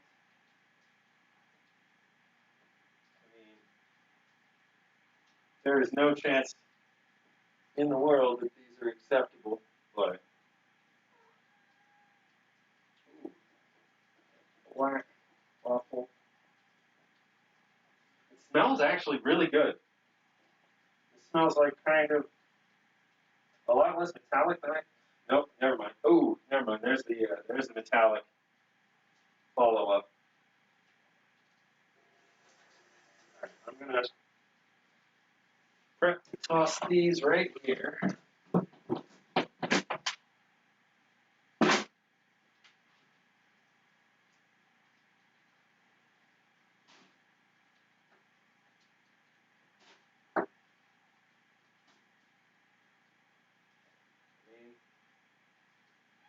See the whole pair.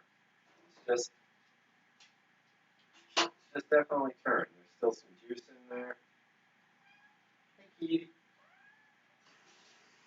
You don't want any of this, Kitty.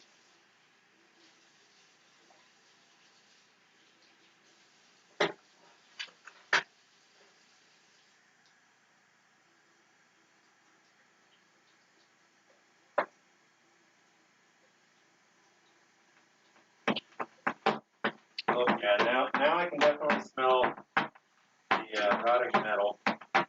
We're going to get a really good example of what we're talking about in this can.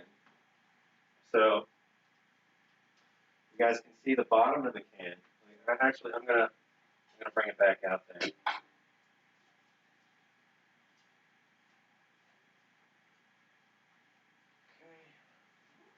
So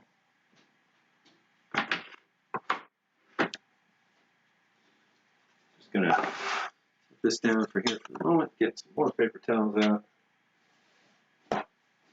Okay. So this is going to be a really good example of what happens inside the can itself. So you can see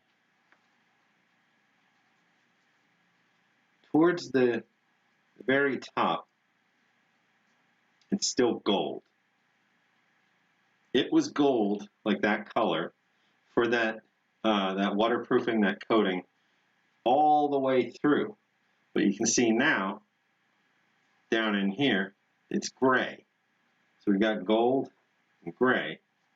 And then the bottom is an excellent example of what's happening. So on the inside, where the mass of the peaches themselves sat, there's still gold. But where the juice was getting, the most exposure to the can around the edge, it's eaten that lining, and that the consumption of that lining by the food itself is what produces that smell that you get, that heavy metallic, blood curdling kind of smell. And that's, I think it's a, an instinctual human reaction to hate that smell, because it smells like blood, and it's probably triggering something in our lizard brains that's saying, hey, you don't want to be here. You don't want to be around this. This is a bad sign. This is a bad deal. This is stale blood. Move on. But when you smell that, there's never going to be a point when I say, "Ooh, let's dive on it." If you notice, I am definitely not one of these super adventurous old ration eaters, and I probably never will be. I'm going to stick to the safer things like old pound cakes and that sort of stuff, because it's, for one, I have a day job, and if I'm in the hospital for a week or a month because of something I ate, I might not have that day job when I'm done. And two, it's not the sort of risk I want to take day to day, and it's not, folks aren't going to gain a lot by watching me eat something horrific, but they'll watch, you'll watch somebody else, I'm sure, and they'll try whatever. So, like I was saying originally, the top of this can of pears is so nice. These always rot. So there's the California Canners and Growers of San Francisco, California. This was packed in 1973.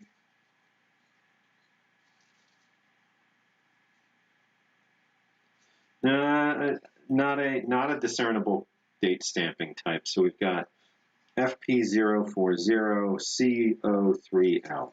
So, I'm gonna go ahead and assume this is a 73 pack, but just because of the dates of everything else in here. But I'd say this one is just about saved. We're gonna we're going to clean up this a little bit. I'll leave that for Nick when he comes back. And we can see what we're going to jump into next.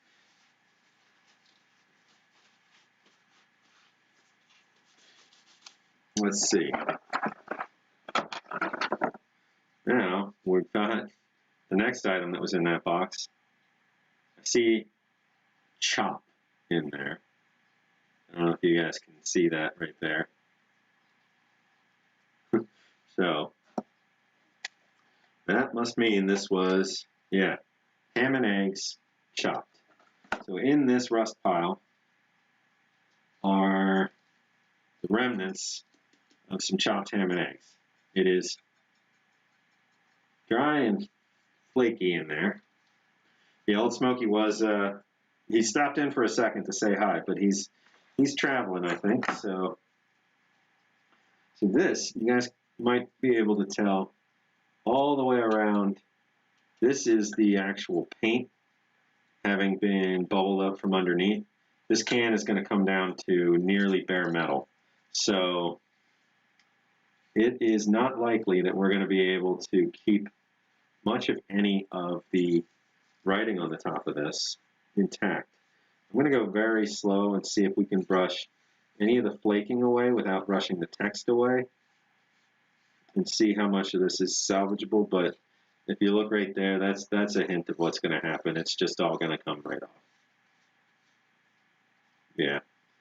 This, other than where we already see chopped, this one is pretty much done.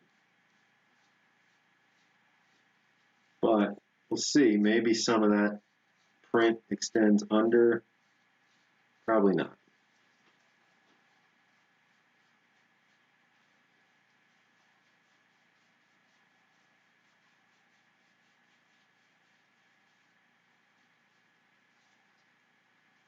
So you can see a little more of the print there.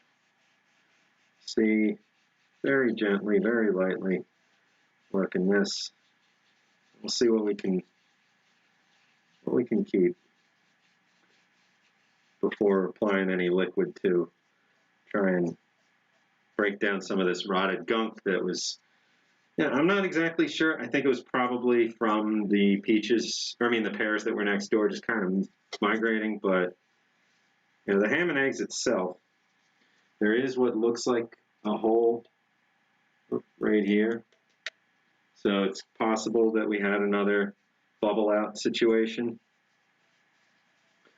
where the contents, you know, rotted, rose, pushed some pressure on the top, and eventually found a weakness and worked their way out.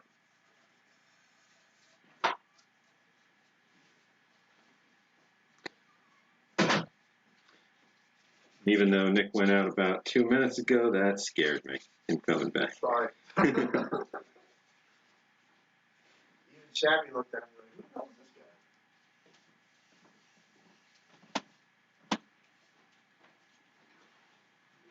Do you mind if I grab a soda?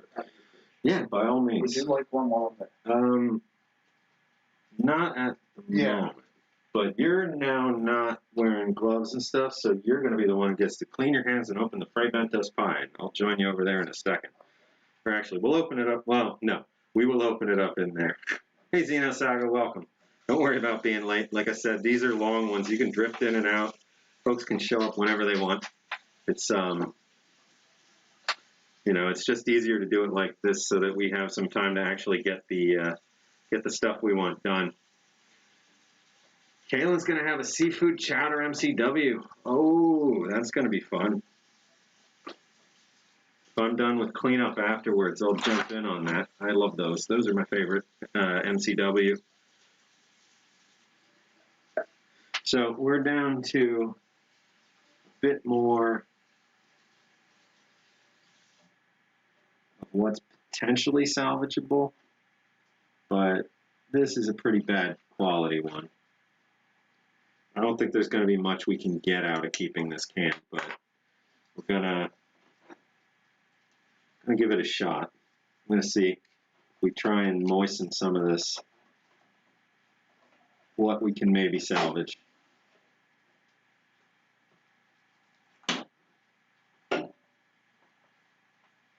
Lemon Pledge. Wax. Wax would be a good sealant. As long as lemon, lemon is an actual lemon that's, like lemon oil. Because lemon oil on metal long term would not be good. But wax. We need more lemon pledge. No. Mr. Superman up here. So. I found that circular motion with the sponge side really helped. Just trying to see what can maybe be salvaged on this one, but this is pretty much going to be toast label-wise. So, might leave this for better technique, but still take the bottom out and see what we can get out of there.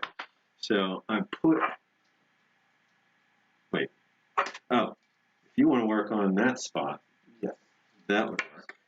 But before we do that, let's get this Fray Bentos pie going. So, we're going to come over here. Let's see.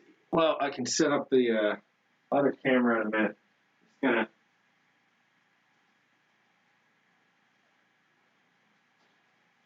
open up some pies.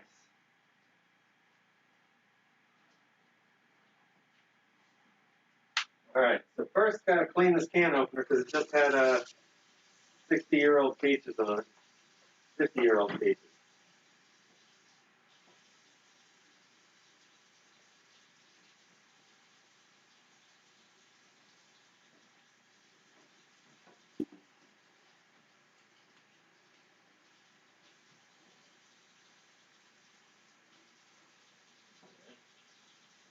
I want to rewash the handles. It was just on my glove.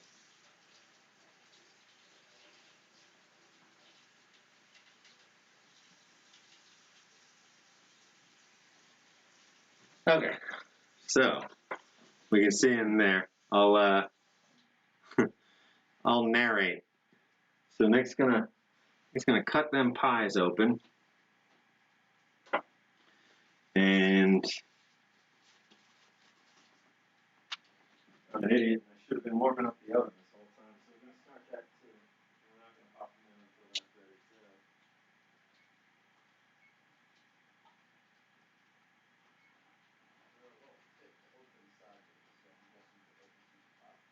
Yeah, nothing open sideways. Nothing open sideways. Like, that's not a thing. Regular can openers don't open things sideways. Unless you want a horrible jagged edge all the way around, as opposed to a normal lip. Because let's just take a look back at this. That's the sideways technique.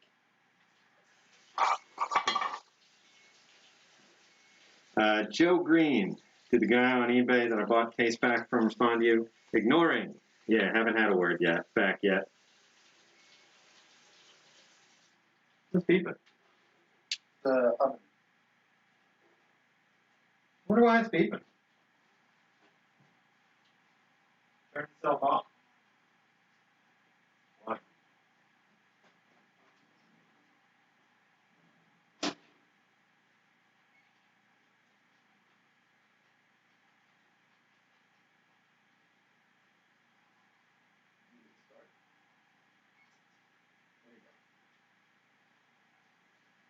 Start. Never had a digital oven before. All kinds of buttons. Gotta tell it that I'm willing to cook things after I tell it what temperature I think it should be. Okay, so rough case here. The box that those were in, I'm just going to give a good brush out.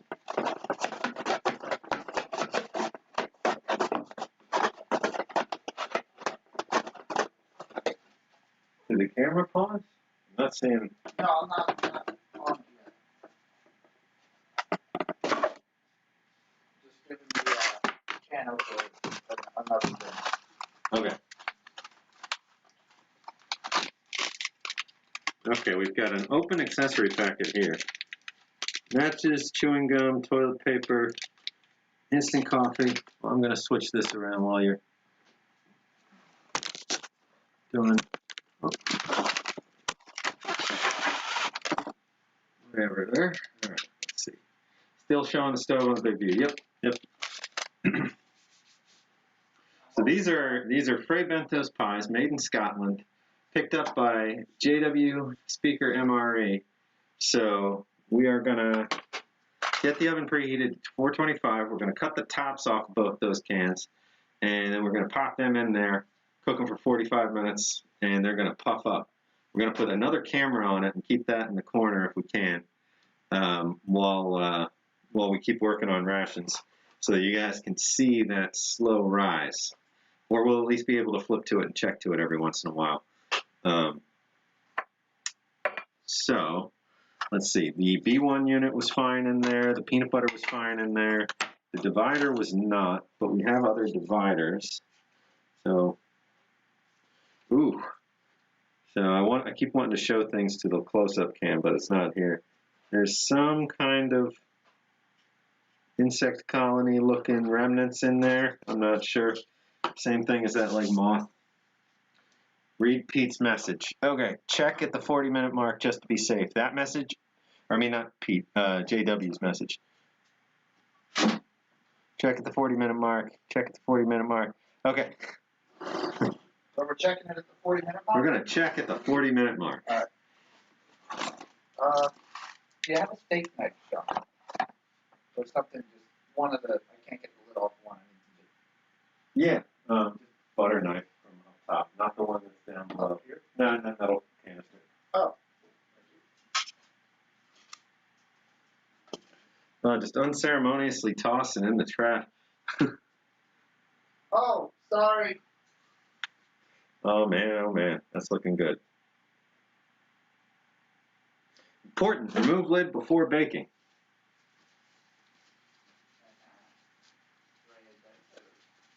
All right, we're at the halfway mark, so we're doing good. We'll cook that for 45. The oven will probably be heated up in 10. So we'll cook that for 45. It'll be around 6 o'clock. We'll let it cool, and then we'll be able to wrap up the stream with, with some pie, some steak and kidney pie, and some steak and gravy. Steak and gravy pie. Which I've never eaten kidney, so I can smell now. I am excited. I'm very, very excited. All right, so let me grab that tabletop camera back.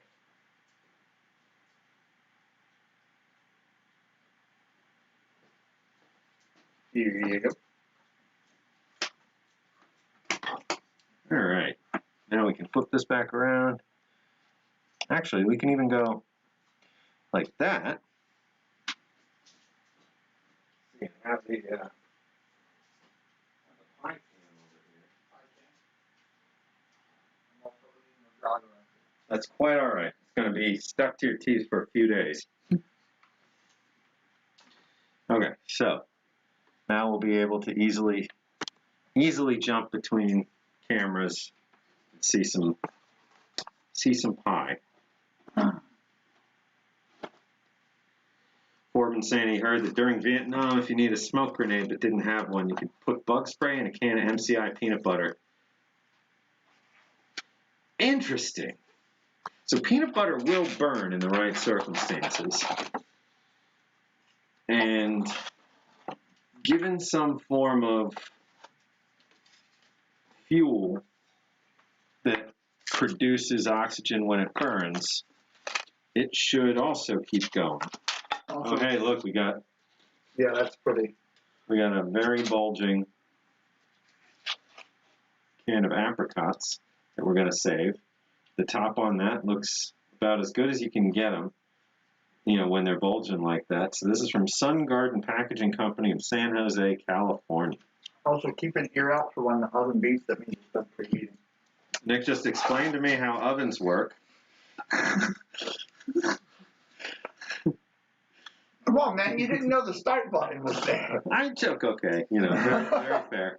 Okay, so this one we've got is a beef with spice sauce, and this is going to be very similar to the other one in the sense that the actual paint has been compromised from underneath. So when, I'd say 100% sponge on that. It's just going to take some time. You might need to get some more moisture. I mean, most of these things should be 100% sponge. So let's see, we've got, I don't think much here that we're going to be able to see if we can clear enough rust. So I see the word sauce.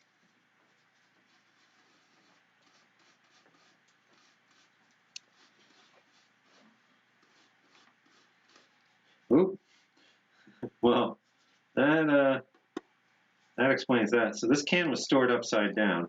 So in this case, the bottom is perfect and the top is ruined. And the top is so thin that applying this brush caused that whole piece to fall on through. So this can will not survive.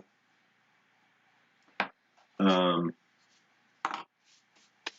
in general, I'm not sure what we're going to do to, like, if we want to even consider trying to preserve those, or, you know, I mean, a can that's just rust with no bottom, no top, you know, whatever it happens to be, and no writing of any kind, nothing to analyze about it, nothing to look at about it, we might just get rid of those.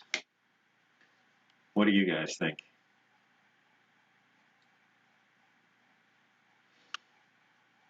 Zeno's joining the Mages Guild. Rookie mistake. You gotta join the. No, I don't remember Skyrim. I think I joined the Mages Guild, or whatever. I like Skyrim. Skyrim is a hole you can dump time into indefinitely. Eat all the cheese. Eat all the cheese.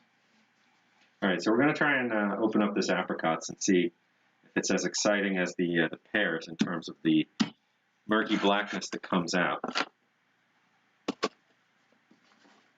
We're going to put these dividers and stuff to the side, and then we'll be able to look into the next two. All right. I'm going to move over to our secondary location over there. I'm going to try and open up this one. SpaghettiOs with pepperoni and Frank's Red Hot. I mean, that's the military cookery right there. You sure you're not in the quartermaster corps? As an Italian, I'm offended.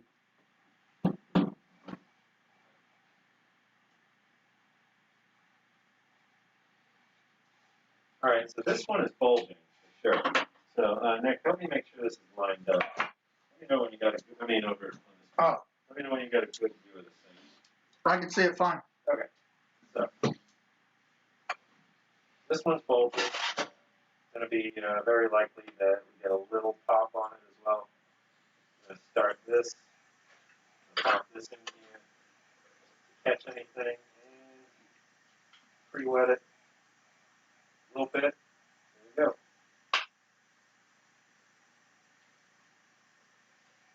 Ooh! Well, that is a thing of coffee mate I will not use again.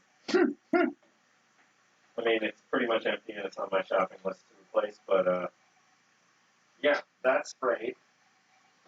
There's still pressure. Oh, there it goes. Oh, still, like I wouldn't be there. This can definitely spray backwards. Man, I can smell it. Oh. I hope that this is coming through on the stream. It is. Okay. Whoa. Like, I don't know. You guys seeing that exploding out? There's still just a lip.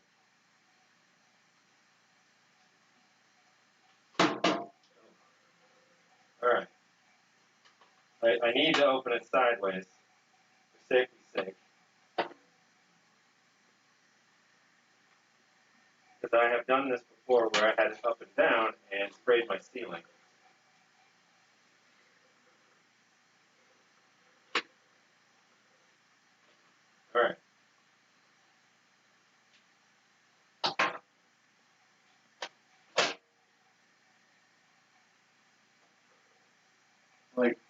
when I say see the sink, I just want to make sure, like, you can see the actual stuff. Yes, I'm looking. Your sink is covered in nastiness.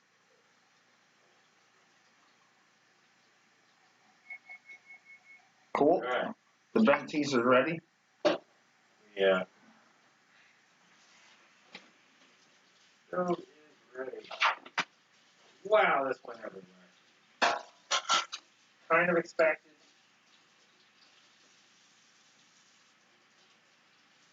What can I do for you, sir? I just want to wash my hands one more time before I. So, Just to rinse them. I don't have anything on them. So I've got the gloves on. well, goodbye, coffee mate. You were a good friend. Utensils. Oh man, this is going to be a fun cleanup. Yeah, I wouldn't use that cutting board either. Cutting board's going to get salvaged for sure. When he's like, Yeah, definitely went inside my shy, which is no longer going to be good. All right, so whenever you have the chance to get the pie can ready so they can see you slipping them in the oven. got it. Good call. Just going to handle this first. We're cleaning up the sink, and then we'll pop the Bentos into the oven. This is apricots. Whole apricot halves. Like, there's an apricot half. I still make out the skin.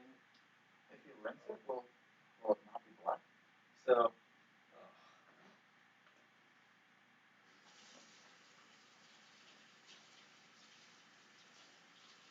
Hey, there you go. the answer's going to be no, but we'll see. It's still black. Oh. All right. Those we'll get rid of. Ooh. Ooh, ooh, ooh. Definitely has a distinct smell of rotting fruit and rust.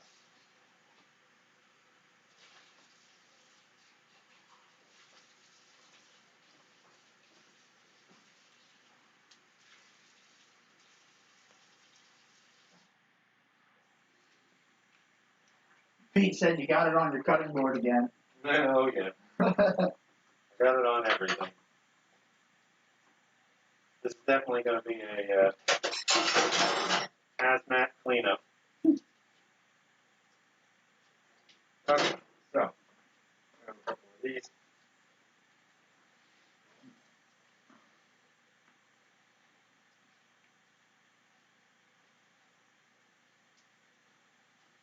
Just going to stuff that in there to get that started drying. Going to grab this lid.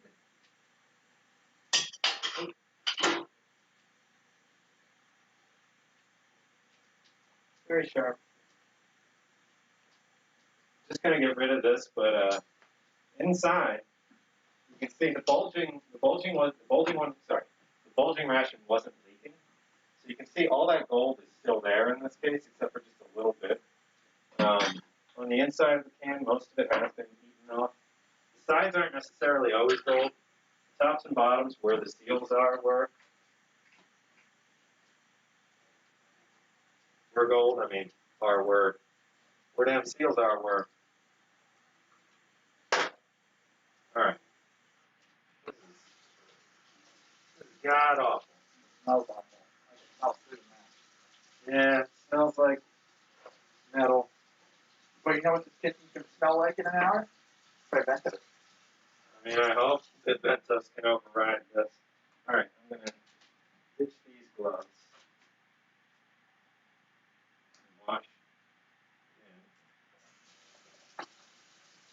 in.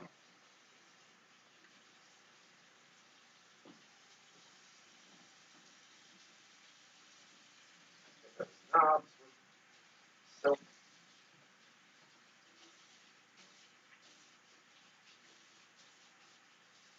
And we probably have 2 more god-awful fruits to open if the boxes so far have been any indication. The fruit seems to have survived several. Someone seems to have gone through these a while back, maybe taken some bits and pieces that they liked and removed some things that were damaged, but things continued to get damaged afterwards. So, let's see. I'm going to flip to 2 corner, 2 main. 2 main, there we go. Wake back up. Now we're going to put this camera down. And it's going to put these pies in. You don't have oven mitts, do you? Your Majesty. Oven mitts, he says. I mean, they're cold. You just put them in. Oh, no, I've had an experience where I actually hit the inside of the oven mitt. Alright.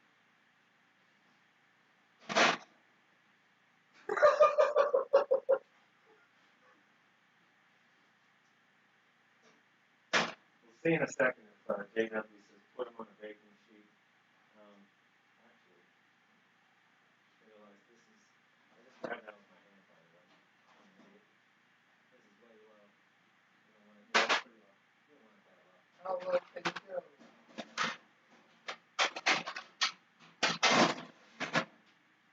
It's not going to be anywhere near 425 anymore.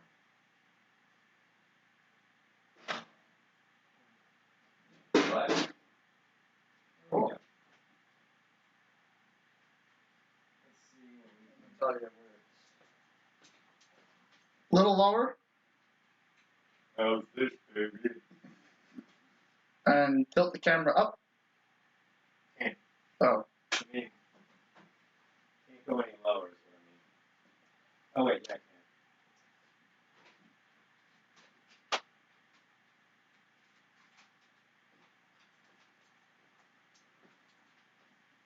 and I think that's as good as it's gonna get. You're getting a lot of glare off the oven door. can. Well, let's keep tilting until we don't. Actually, if you just shut the light off in the kitchen, you wouldn't get the glare, would you? It's about the same. A little better. Still a lot of glare. There you go. Really? I think that's probably as good as it's gonna get. Okay. But you can make out the pies. So, do I set timer? Yeah, okay. Set a timer for 45 minutes.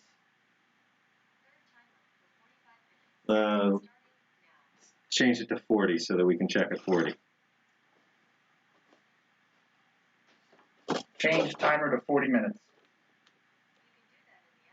No, You can do that in the app. set a timer for 40 minutes. I see. There's 80% on that. We're good there. There we go. Okay, so we lost chat somehow. I really hope we didn't lose internet or something too. Anybody?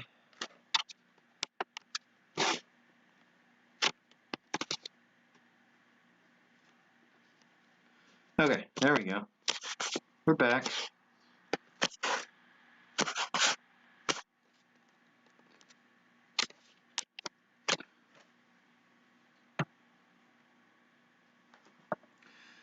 I see your test, Kalen. Thank you. Okay. We do have a fire extinguisher ready. Right next to it, actually. Won't catch on fire. Wait, we've got safety standards. No. Okay, so let's see. What are we jumping into next? I need a new pair of gloves. Yeah.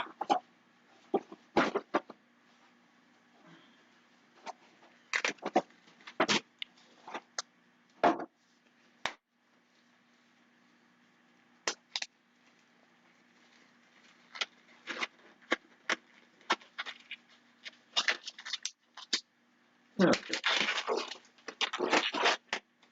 Here we go. So, go back to this is the main. You can see the pies in the corner. That works. Okay, so Hi. We just cleaned up this. We definitely need to reconnect the laptop or we will lose the stream. Oh shit. Oh sorry, I forgot about this the whole time.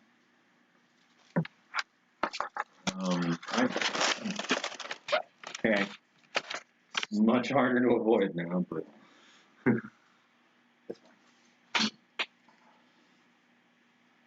Okay.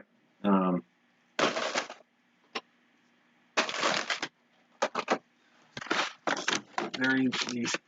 I mean, You want me to go under the table?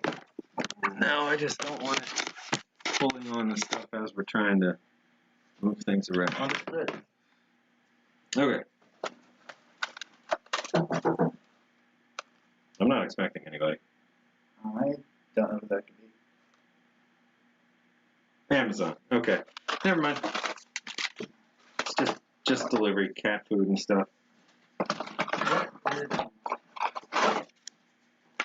Okay, so we're opening up the beefsteak, and we're going to see how this one did. We've got the B3 unit. Looks pretty much normal. We've got applesauce. Applesauce has lost its battle with time. So this is the kind of thing that does happen with the really acidic stuff. So the applesauce has eaten a good portion of this can. This is still salvageable and will be an interesting can to keep. I'll want to have like some cardboard stabilizing can or something inside in the long run. We are going to open this up from the bottom and see what we can get out of there and try and not damage that any further. We're not going to try and wipe this down or clean this up today. I want to stabilize it. But we are going to get the crumbling dirt out of there that used to be applesauce. Curious Pete wants the spoon. Don't let me forget, I have many MCI spoons, and you can have one. We'll try and keep this case complete. So here we've got the beefsteak with gravy. The bottom is rusted through. Oh. But the top is salvageable. So I'm going to try this. Looks like the paint's coming off.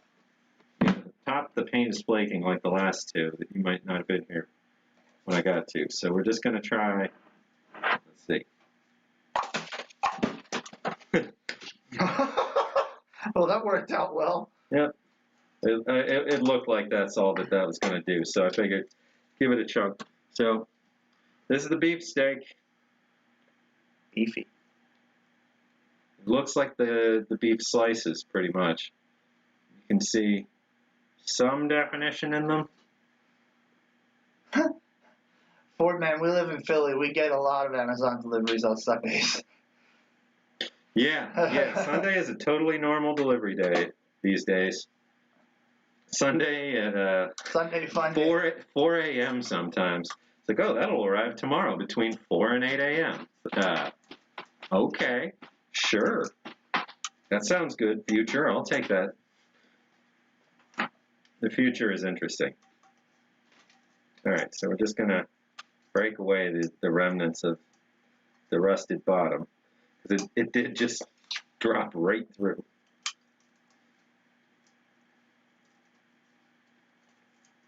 Looks like a fossilized hockey puck. Yeah. There's an idea, a Ration hockey game. Like there's going to be many fossilized hockey pucks left in a generation. You know the Canadians are going to eat all those. They got to feed hockey pucks to their young, or else they don't grow big and strong, and they don't keep their sticks on the ice. Right, Smitty? All right, so we've got the base of that emptied out, but now we've got all this paint damage up top. Let's see what we are going to be able to salvage here. So, first, testing integrity. Looks pretty good.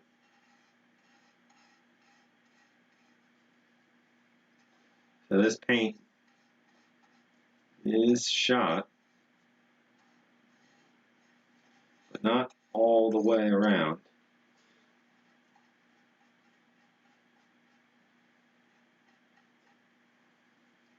So some of the worst of it was on the one side. And if I go from the good portion towards the bubble, I won't continue to peel.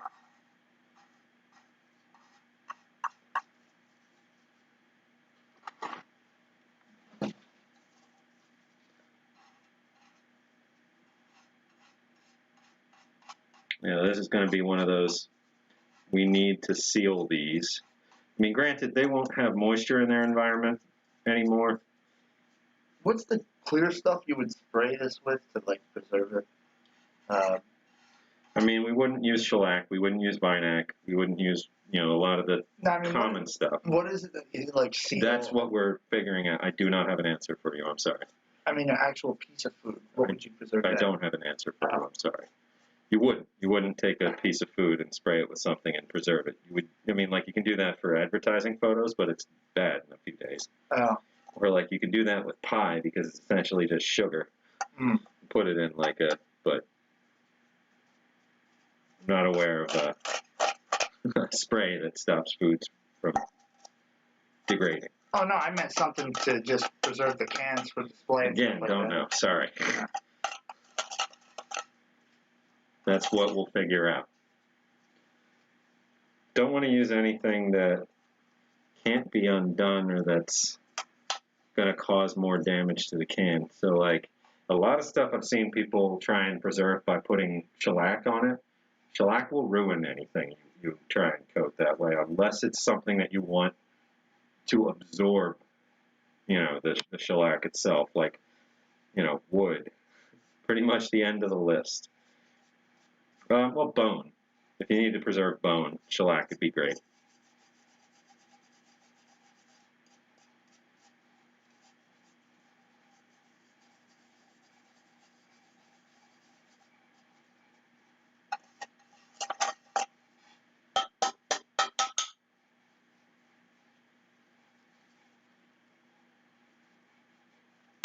So, this I think we'll keep. Let's see, we've got pretty readable beefsteak with gravy up top. We're going to need to get, some sealant to put over this before any further cleaning to get down to the very nitty-gritty. But that's pretty good. Now all this rust on the outside, I'm going to leave for now. We'll get to a point where we can do clear boot polish wax. Yeah, it seems like wax has been the best suggestion so far. Some kind of clear wax, but I'm definitely going to read up on it as well.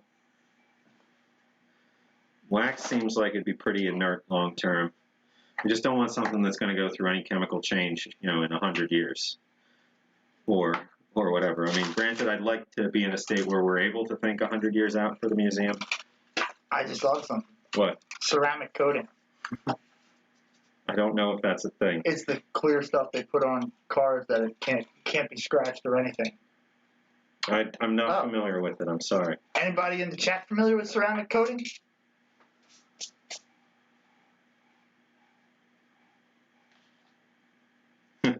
Don't all jump at once. See, we're going to open up the bottom of this one over here. Oh, man. Smells like metallic black nonsense town over here. Oh, buddy.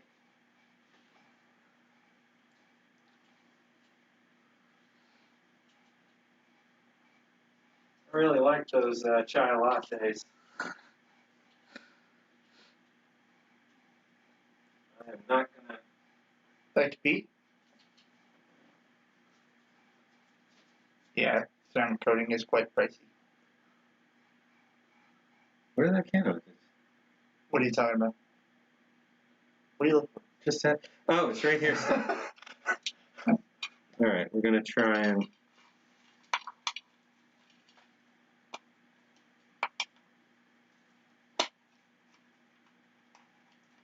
Just going to very lightly try and chip my way around it. I'm not going to try and turn.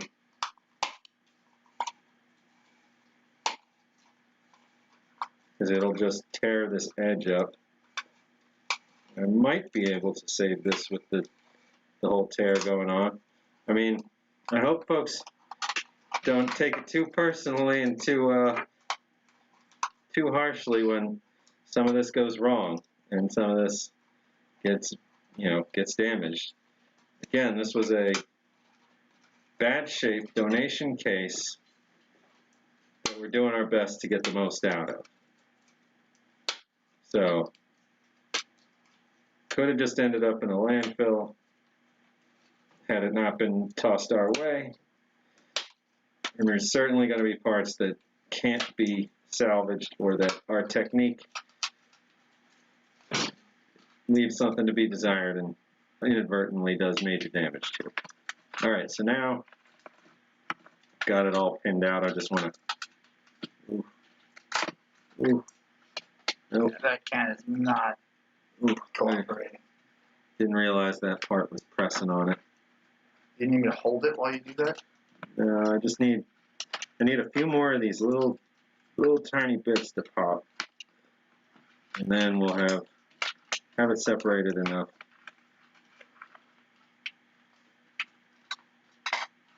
All right.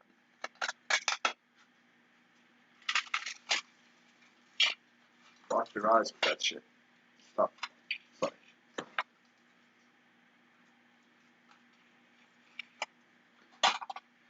Okay. So, here we go. This is a can of applesauce.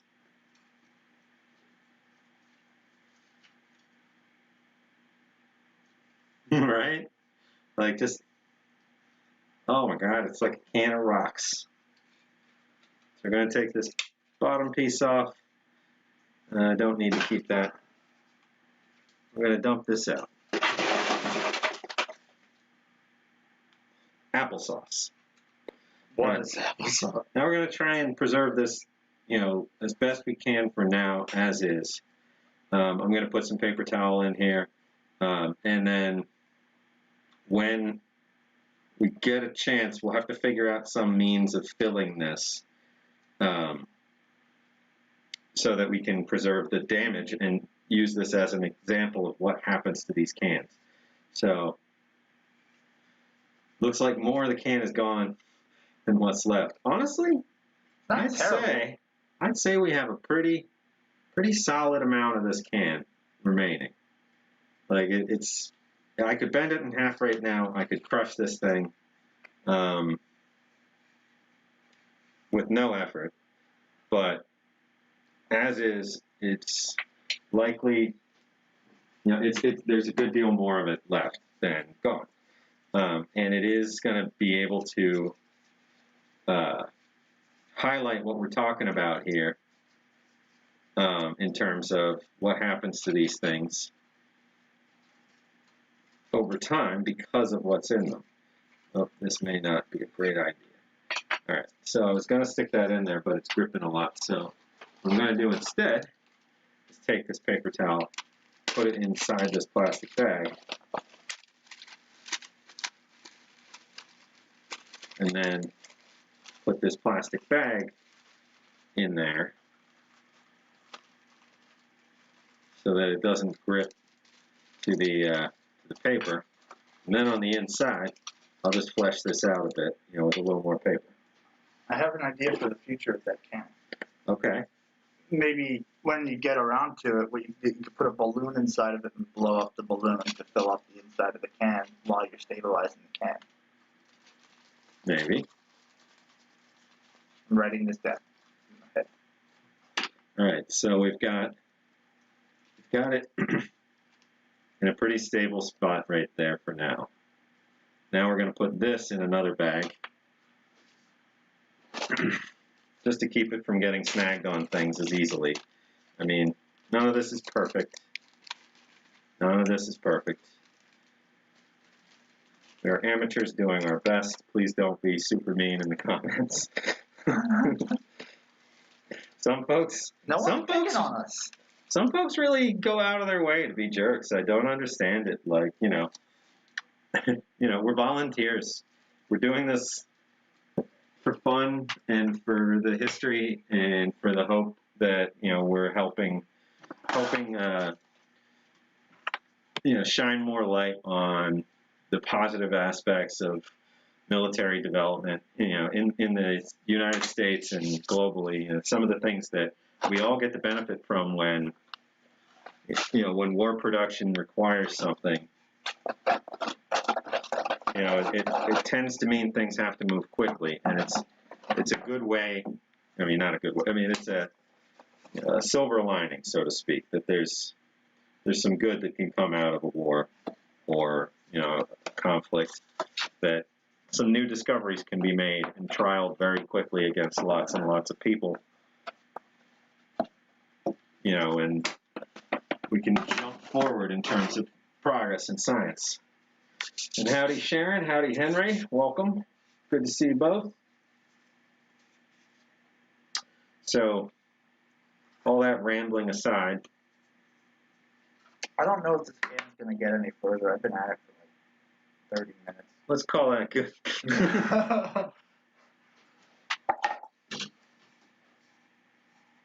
Yeah, that's good. There's something else for me to clean.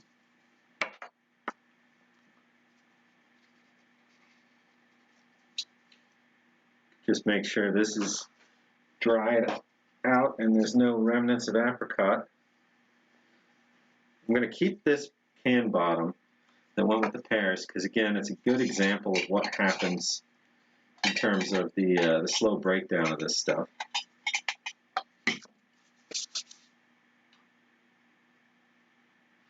Yeah, you're right, Caitlin. Some of these people don't have like something meaningful in their day-to-day. I wouldn't say they have no lives entirely. I'm sure they have things going on and people in their lives and this, that, but like some of them they really need a hobby that's a little more enriching.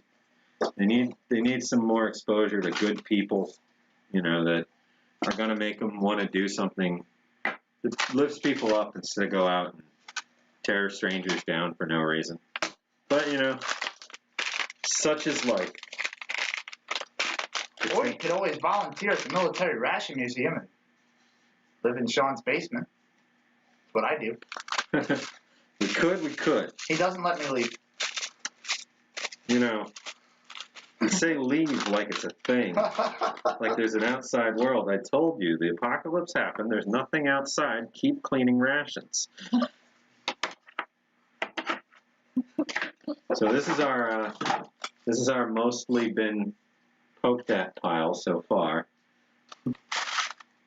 Hey. We have one more box to see if there's a can of fruit that needs I got the last remnants rescuing. Got the last remnants of the apricot residue out of there. Pretty disgusting. This is nice. Yeah. Yeah, there's still some stuff in there. That's some mac and cheese. No, it does not say mac and cheese. I couldn't see. All I saw was M. All right, gotta make sure that the camera that sees Nick is turned off because he can't blink. Corey, he's so happy here. Certainly not a prisoner. Certainly not going to start blinking Morse code to anyone. So this apricot jam is in the same state. We're not going to clean this up just yet because we need the better technique for these. So that little dot is going to be a pinhole that ate its way through. Exposing it is just going to make it leak. It's funny that the pinholes are always in the same spot. Pretty much. They're always by a raised letter. So a pinhole that's a really good point. The pinholes are always on a raised and stamped letter. I think the process, for punching that into the can probably came after any lining and everything happened. So I bet you the gases probably go up as far as they can, and they probably go into that recess under that letter, and that's where they all sort of like. You're right. There's probably like a little extra space in there. Can you double check the cans and make sure we weren't supposed to cut the pies? He's just saying. I think they're supposed to puff up like that. Yeah, when I watch them, they're puffing up.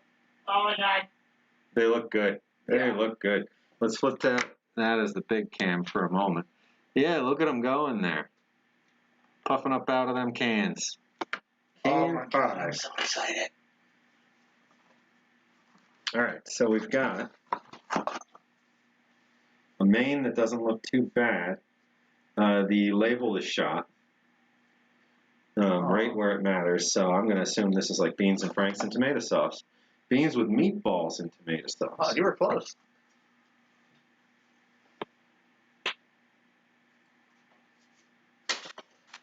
So I'm going to try and get some junk off the label where we can without messing up the color of it. I mean the paint on it. So my brain starts to drift when I start getting really hungry.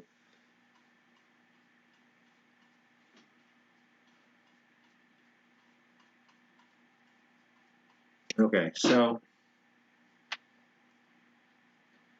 we've got B, part of an E, we've got part of a PO. So this had potatoes in the name. Beans with meatballs and tomato sauce. The ingredients are beef, potatoes, something broth, tomato paste. I think this is actually beef and potatoes. Or beef with meatballs and potatoes. Oh, I think that's the pie I It smell. smells really Oh, good. that's good. That's the pie. That's not like That's the not beef, the and apricots. the beef and potatoes in this can starting to come through. Oh, speaking of subs, everybody take a look at. I'm not on camera. You can't see me pointing. Take a look in the about under this video. There's a link to JW Speaker MRE's channel. Throw him a sub. Convince him to make some new videos. Looks like it's been a little bit, but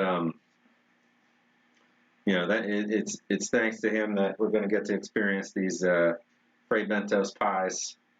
Kaylin said check the pies. What's wrong with the pies? They might leak. I've seen them sometimes. The juices do leak. Probably should have put a tray under them. But I don't think they're leaking. I see no leakage. Let's see. And same with Henry. I don't have a link to him, but jump over and and Kaylin and Corey and everybody else. Actually, there's a lot of streamers in here. I don't have any rules against posting links in here, so everybody feel free to just quick post a link to your channel, and we'll take a minute, let everybody sub to each other. I don't think anything will stop you from posting the link, but apologies if I'm wrong. Not yet. Wait, did we get 40 minutes? If that didn't tell us, then it's the worst alarm in the world. We're not at the 40-minute mark, I believe. Where are we? I just see 40 men. Yeah, I know. And I see a checkbox next to it. That. Show me timers.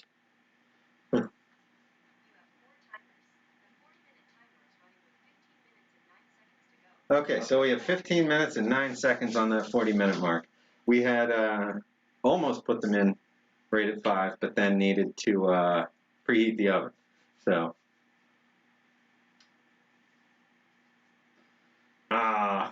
okay. So, got it. I'll have to be better prepared to take links from folks and share some. I need to make a little shout out bot and all that kind of stuff. And I need to make some moderators for this channel at some point, because right now I don't have any. Okay. Sorry, guys. Didn't mean to derail like that, but it happens. Okay, so we've got one more thing in this box, a pecan cake roll. That looks okay. Don't see anything wrong with the can itself. The American Bread Company. Let's see. 7443.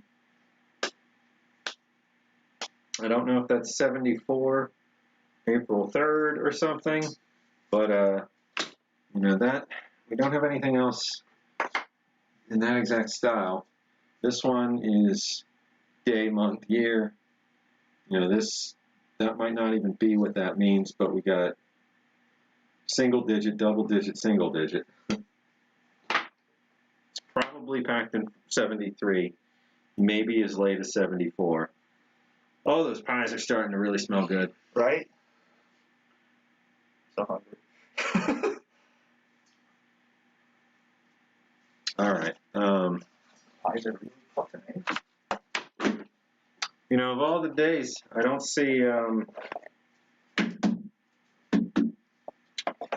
Oh, who is it? You should say Scottish. Huh? Who's the Scottish one that we have. in the chat? Usually Michelle. Michelle's the Scottish one. Of all the days for Michelle to not be here, eating some Scottish pies. You should go check them out, Sean. They look pretty delectable. What were we down to? So we're down to this. Just that. We're down to this beans and meat and potatoes. And we're down to. I don't think we're Probably not going to try and salvage this. about the one under it. The chopped ham really doesn't look worth salvaging.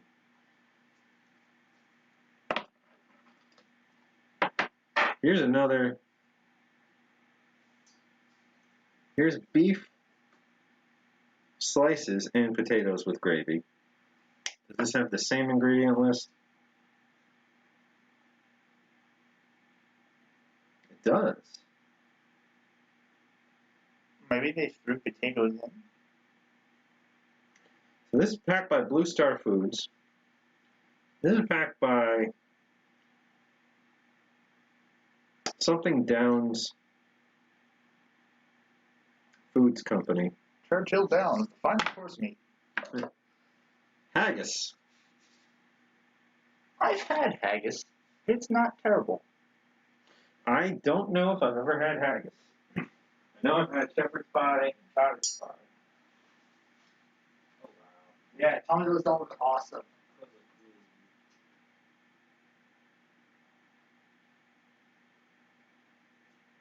It might be up one shelf too high, but I don't see them burning, so. We're gonna have very well cooked pies.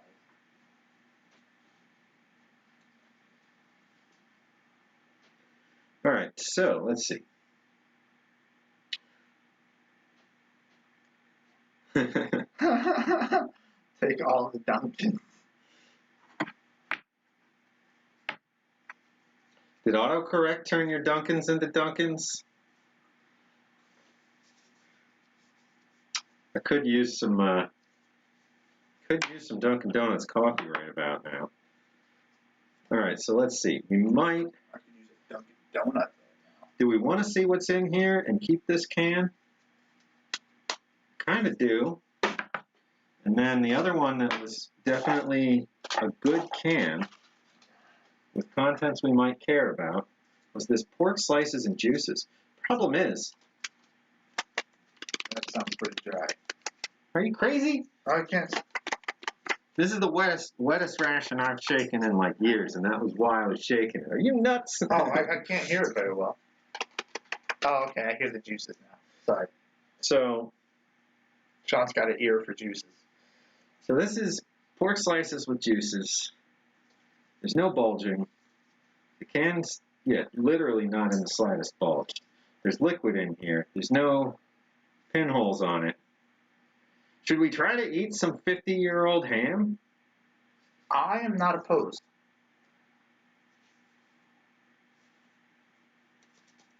Should we try and eat some old ham, guys? What do you think?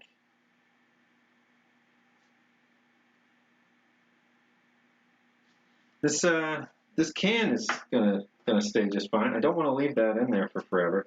This fruitcake is likely eating the can as well, so I want to take the fruitcake out. Other than that, this beans one is probably the only thing we're going to try and salvage the can from, and even then, it's not a great display, but better than it was. Corey's saying he had a 78 MCI that was good. I mean, that is the tail end. This is only a 74, though.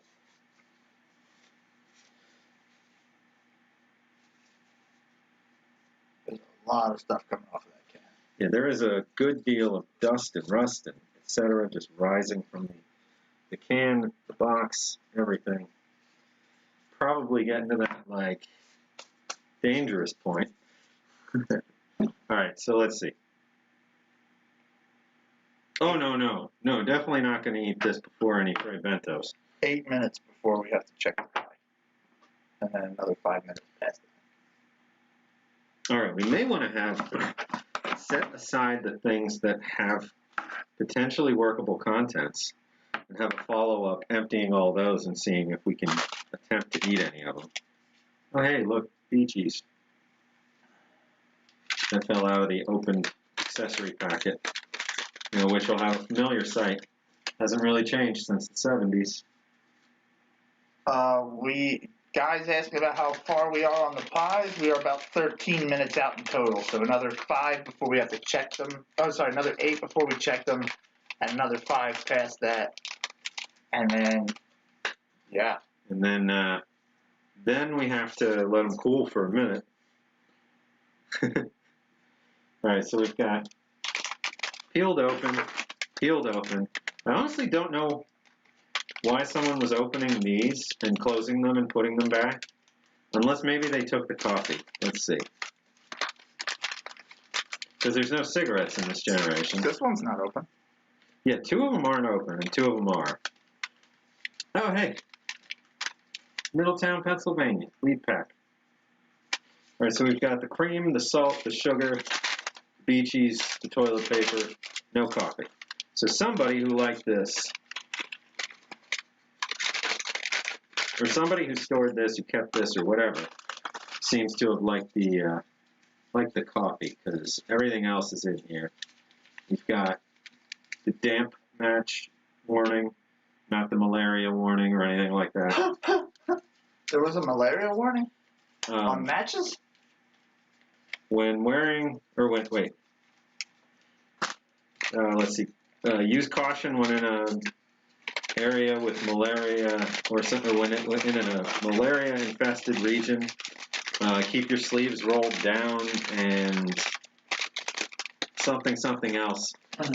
I just remember because there was a ration site that had a picture of those, and there was a translation.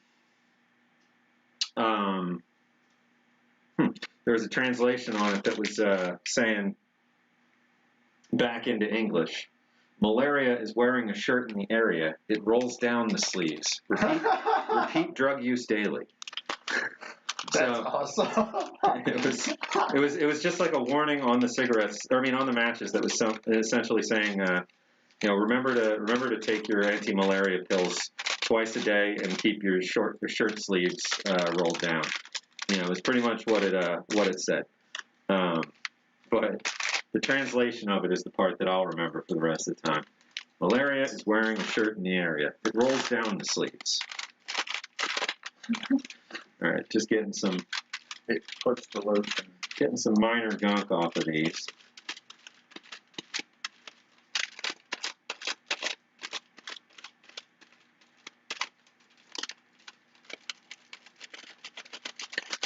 For anybody joining late, again, this isn't like, here's how to best preserve, old food for the rest of time. This is, we have a case in the here and now that is rotting and needs someone to stop the rot. Not anything else. So this is arresting. Oh, there you go. If you are in a malaria zone, keep your shirt on and your sleeves rolled down, and use insect repellent when out of doors between sunrise and sunset. Oh, thank you, Fordman. That is the message. And the original translation we ran across was the hilarious version that's stuck in my head forever. Let's see. So we've got all this stuff that, we don't need to open the pecan cake roll or pound cakes or any of that necessarily. The fruitcake doesn't I don't know. I'm thinking that might be internal because of the cherries and everything, but it seems very stable. I'm going to put that to the side. We've got these pork slices and we've got these beans. So they're going to get opened. All these jams, I'm going to individually bag or ask Nick for his help with that. Yeah, what can I do? Yeah, so all of these, making sure they are dry and popping them into these. Cool. Oh, no, this one had a pinhole. Yes, and that's a pinhole that we just left covered.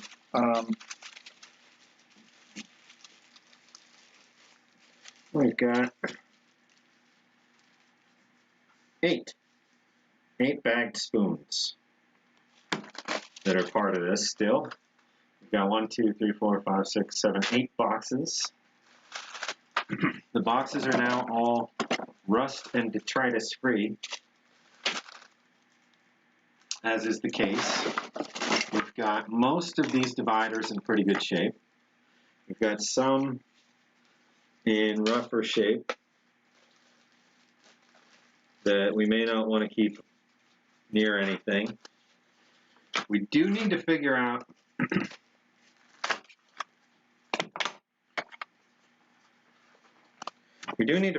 how to stop mold in a piece of cardboard that's already begun. And there's some mid-90s rations that I want to do that with as well, because they were improperly stored long ago, and I got them already molding, and the mold has progressed in the cardboard, very slowly, but it has progressed. So I wouldn't eat those, but I want to save the boxes. It's a set of 96s. And then there's mold throughout these that I'd like to stop. But 96 was an interesting year. We had I want to say it was menus 1 to 8, menus 9 to 16, and 4 overlap in each case. So you get like menu 1, 1, 2, 3, 4, 4, 5, 6, 6, 7, 8, or something like that. But These are bagged. Those are bagged. Excellent. This peanut butter's in good shape, not going anywhere. So is this peanut butter. I mean, these are fine. Like these will be edible in 100 years. But Or, in 3 weeks. this stuff, it just wants to get out. All right, so we've got, let's see what we can reassemble that we'd be happy to put back without any real worry of damage. So, Okay, checking on the pies in 30 seconds. we've got this that we're going to bag because it's going to need some further attention. Nah, no cigarettes, D2. Yeah, they stopped putting cigarettes in after 1972 for the most part. I think there are some outliers to that. Okay, beef with spice sauce. We're going to put a B1 unit. Technically, the B1 should go on top. Let's see, we'll put pears. Pies are looking sexy. Pies are looking sexy, he says.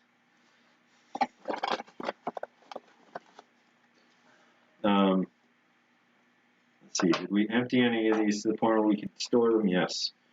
So we've got beefsteak with gravy. Let's find that particular one. Wait. Yeah, beefsteak. Beefsteak. Here we go. We'll do beefsteak can. We'll do pears can.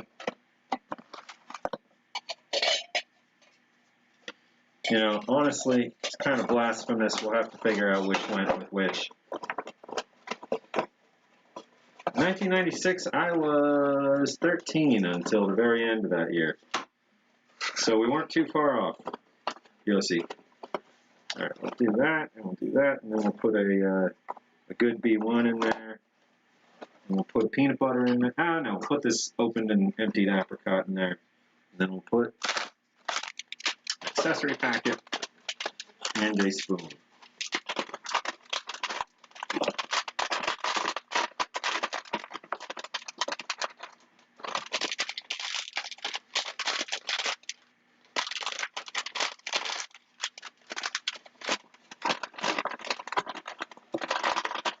There we go. And this one is a preserved working ration that we could display later.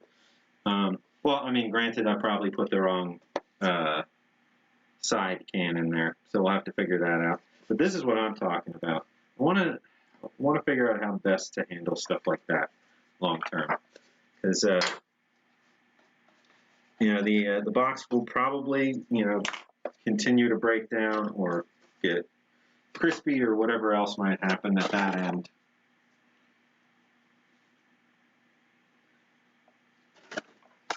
So we've got, let's see, beans with meatballs and tomato. We've got beans with Frankfurter chunks and tomato. We got another beans with Frankfurter chunks and tomato.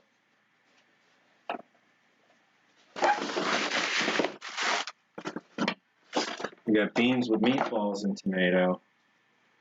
So 2 of those. We got this ham and eggs, beef with spiced sauce, and then beef slices with potatoes and gravy. So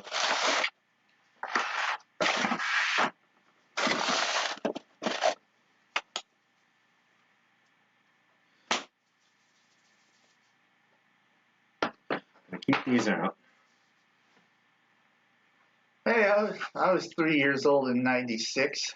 Pork slices aren't in any of these boxes, so this might just be a good to try and consume one later.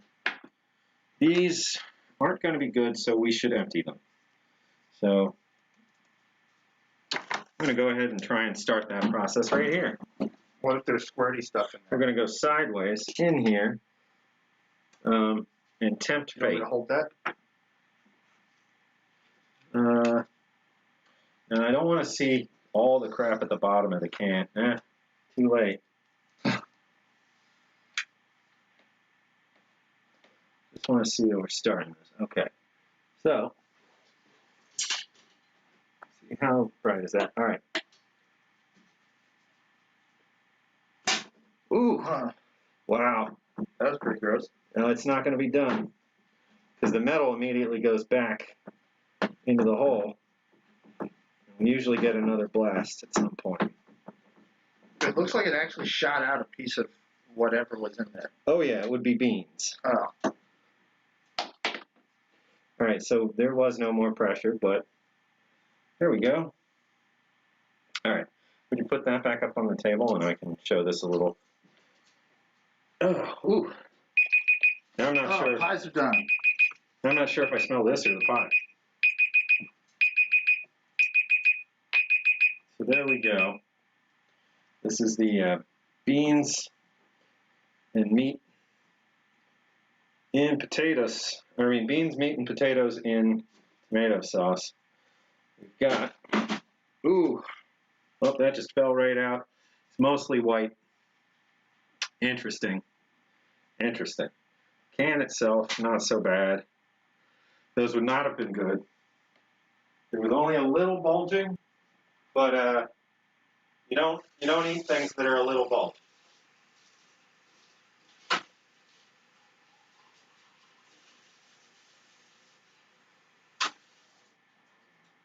Oh my. Oh, hot. Camera seat? Oh, wow. Oh, wow. I'm going to switch cameras here. Okay. Now we got the pie view there. Right, Rachel? Disgusting. That's why people watch. But, yeah, this was pretty rough. You know, could have been worse. Certainly was pretty preservable. I wish the paint on top hadn't gone as bad as it did, but overall, this is going to be able to be salvaged. We can still tell what it was. We can still see the manufacturer and that sort of thing, and that's what I like the most, seeing who made these. You know, right now, we're still so fledgling. Like, we're just putting together, you know, we're some guys with a collection and that kind of stuff, but at some point, we're going to have the research engine behind us that can say, all right, now, you know, over the next quarter, who are the 10 companies we're going to try and deep dive on? contact, do interviews, find people that might have worked there, in Vietnam era at least, and going further back if we can, and talk through like what went into these. See if we can find any documents on it, any contract bids and that kind of stuff.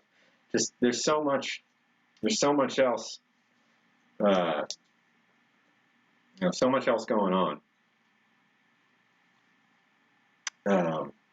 behind the scenes for these rations to get to the point where they go into a box, and I want to share more of that side of things. Oh my pie! Look at those. Well, look at that one that's in frame. The other one's stuck behind. But oh, the puff pastry on those looks amazing. fried chicken.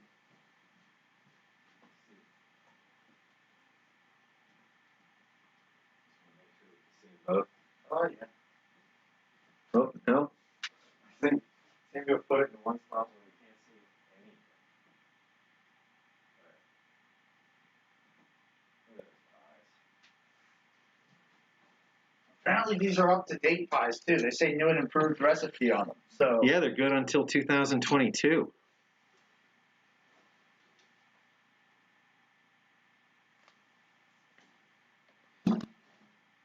I haven't shaved my beard in a very long time, Fordman. Last time I did, I pretty much went right back to 14. And I remember when you shaved your beard, actually. did I do it since I came back to work? Yeah, you did. Right when you started shedding all the weight, you shaved your beard. Scared the hell out of me. I remember this. I don't recall shaving it then, but maybe. Or maybe you just cut it down to like goatee thing. I don't think you might not have the side stuff. I don't know. I don't recall being beardless in the last 6 years. But either way. Last time somebody guessed my age, they guessed 35, and I felt really bad. I was joking. Wasn't just you. All right, so we've got another opened can. It's not going to get any worse.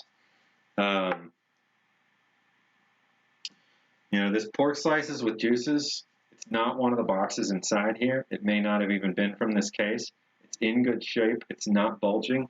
I think I'm going to see about trying to eat that.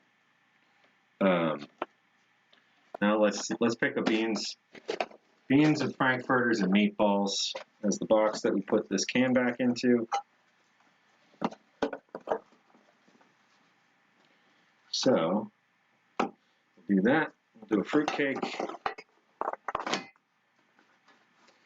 And then we'll drop in a cardboard divider.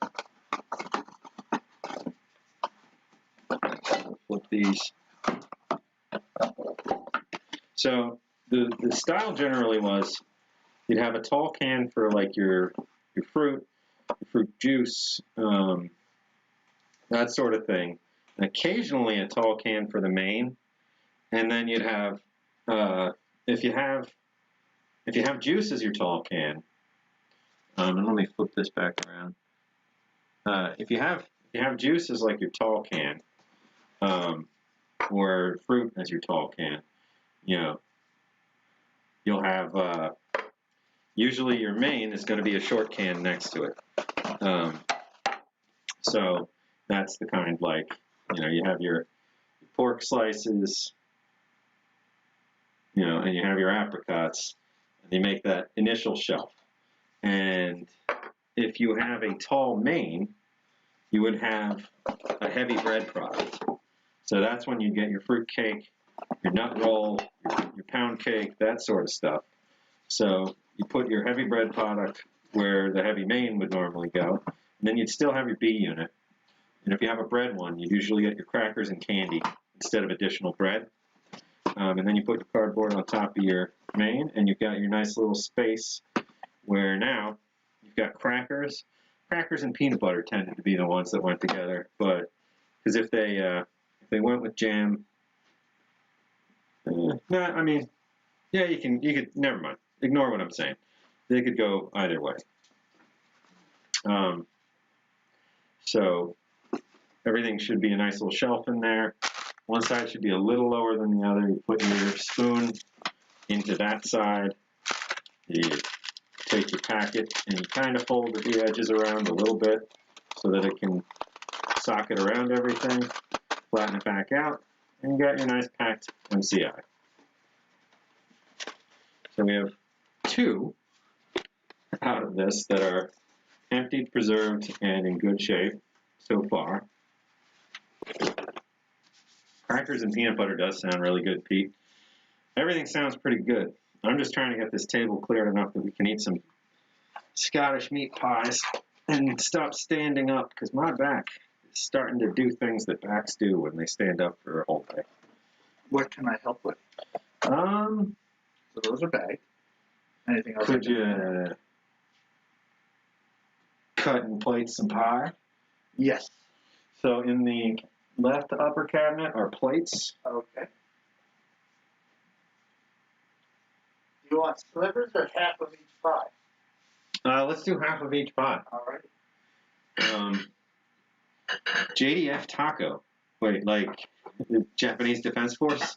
Or is that JSDF, Japanese Self-Defense Force? JDF. I think of JDF as Japan. Am I crazy here? Yes, Japanese Defense Force. So there's JSDF and JDF, and the SDF is still technically like military service. Wait, let's see, we've got another, just a torn top of one here by itself. Meal combat. Beef slices with potatoes and gravy. Another one of those. Japanese Defense Force taco meat. That sounds really interesting. I mean, they have like hot dogs and they have other menus that aren't like, you know, very, very Japanese sounding menus. But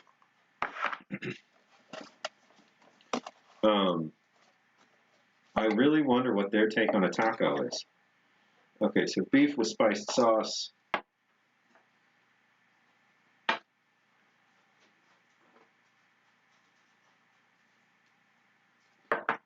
That was this.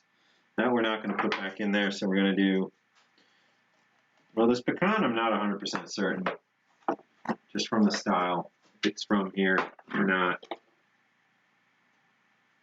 Kind of like this unknown B2. I'm going to put them to the side. I'm going to put a pound cake in here. Nope, this needs rust restoration. Okay, we're going to put one that's not in need of further resto. I'm going to put the apricots in there. No, that's wrong. We'll do the beef with potatoes and gravy one next. There we go. John, you know the metal? Left drawer, there's all kinds of. Yeah, I got you. I mean, I don't have. Sorry. Okay. All right, let's see. We've got beef slices with potatoes and gravy. Is that what this was? Yeah, beef slices with potatoes and gravy. So I'm going to bag this real quick.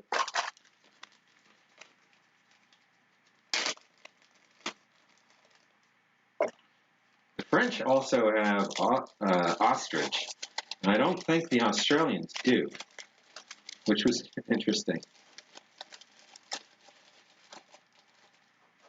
Like, French menu number 1 is ostrich and cranberry sauce.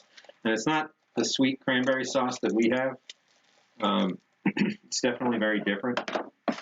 It's like a much more savory sauce, and it's good. Definitely enjoy it. You know, so that pound cake did come out of here. I'm going to bag it and put it back in here with this. The rusty one, I mean, because that rust came over from the other one. So this one's still in need of rust restoration.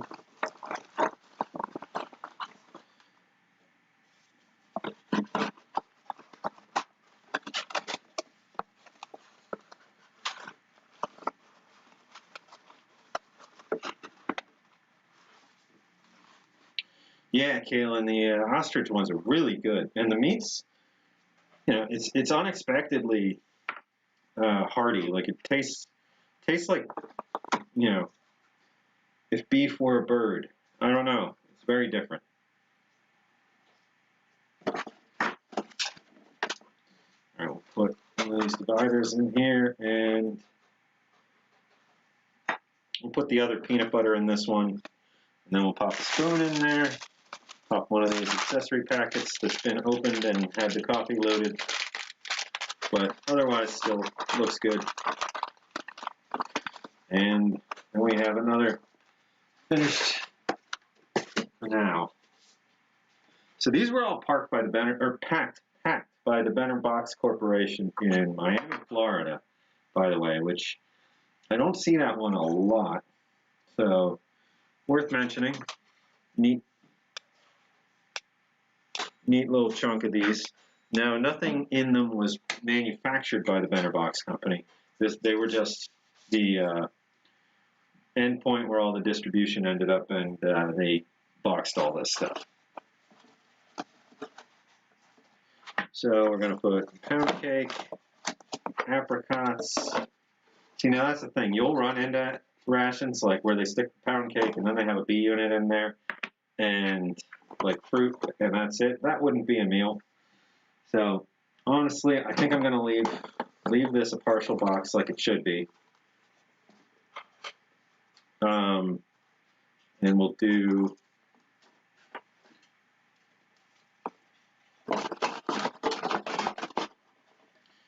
B unit sitting on top of nothing. We'll leave the space here for one of those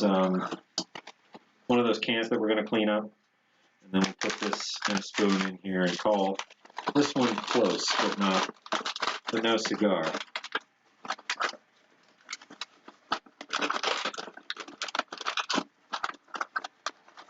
Look like beef or venison. Highly recommend it. I have some ostrich in the freezer right now, actually. I'll grab it after I take these filthy gloves off and everything. No. Okay, so I think that's about all that I'm going to want to try and box. I'll put this applesauce in here and do the same thing here. Nothing underneath on that side. Just a light B unit on top. A little cardboard. Nothing on top of it. Spoon. Close on that. So the rest of these, I don't have any real reason to put anything back in them other than for storage for now. So we're just going to store all the B units in one place. This needs some work. We'll put the pound cakes and stuff on the bottom. They weigh the most. Just so I'm not putting can on can, I'm going to just put this torn half of the box top in there. And then B unit, cardboard, all the rest of these spoons. And this one is a Frankenstein, which I'll remember, the Frankfurters are the Frankensteins. Did I get to that? Yeah, I got to that. B unit. You know, and these aren't salvageable. You know, they're like this. This is the writing space. I mean, it's just, there's nothing there.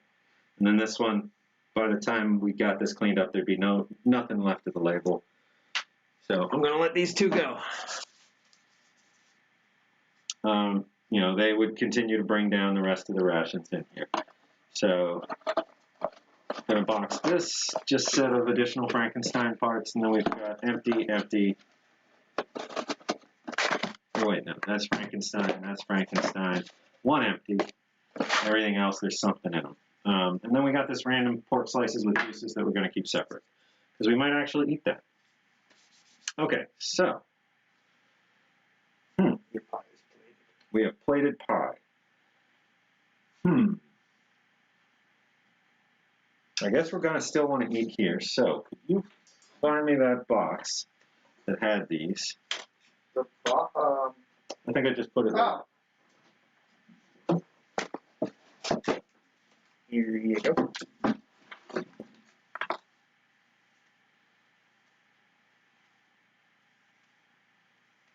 BJ's. I think I might be mixing that up with Big Lots. Can't remember what's what. We don't have Big Lots around here. Do we have a BJ's out towards King of Prussia? We actually have a BJ's in South Philly. And I've been to BJ's. If that's the place where I would go buy like a pallet of something. Yes. Okay. All right. Just gonna get this boxed up, and then we're gonna definitely need to hit this tabletop with something a little more. Do you have spray cleaners? Yeah, under the sink, we should have something. Hey, 409. Haven't seen this in a minute. Giddy up.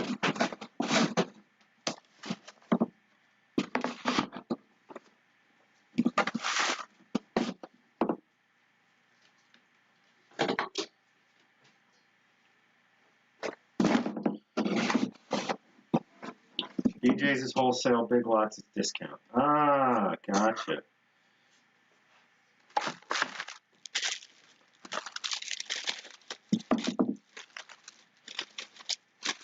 Speaking of websites that anyone can shop, it will never be a bad time to remind people that Goodwill is a fantastic organization out there trying to get people to pick up skill sets and have accessible jobs, trying to match seniors and all sorts of folks with, you know, some Are we keeping this? some functional work. No, we don't need to keep that sponge. And their site is searchable across many, not all, of the Goodwill locations nationwide. And their profits go directly into their programs as opposed to Salvation Army. Salvation Army, not where I would recommend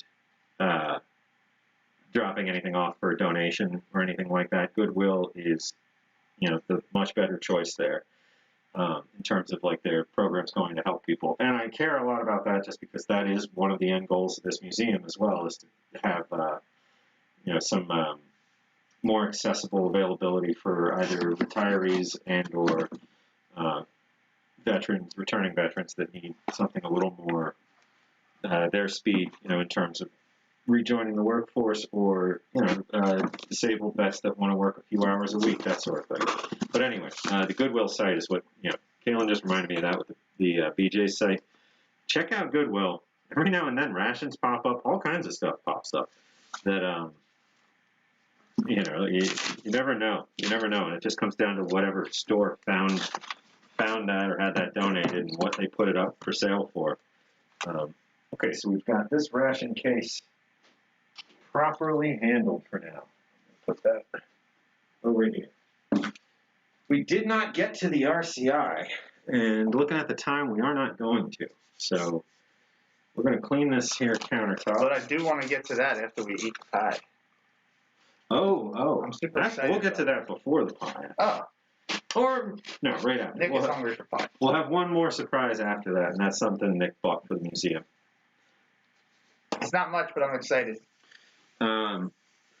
It is much. It is very much. Thank you very much for, you know, purchasing something for the museum. Everything that we get as a donation validates this whole kind of crazy idea I had to not just eat everything and to see like what examples could be kept and what could be learned from them over time. So I mean, every time somebody decides, you know what, I'm going to send something to that nut job in Philadelphia, it's very, very important to me. I don't care what it is. It's, you know, it makes my month. You know, it makes my year. Just to think that there's other folks out there that think this is, you know, worthwhile. Okay, time for pie before the pie is cold. Good call.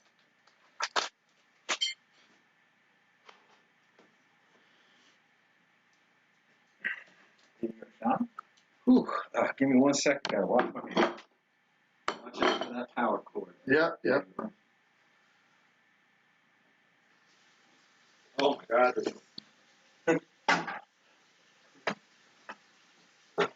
Not going to provide cleanliness as a result of interaction.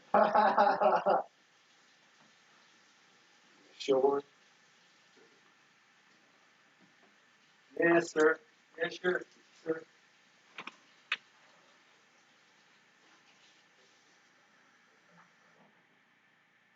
Alrighty. All right, guys. Here. At the pie.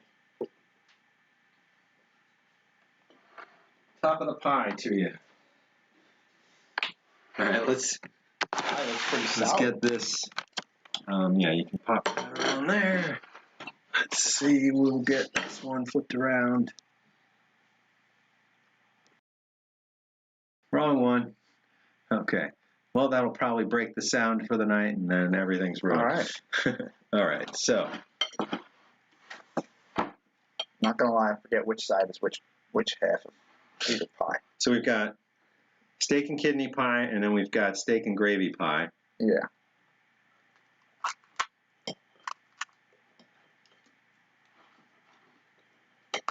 We'll find out.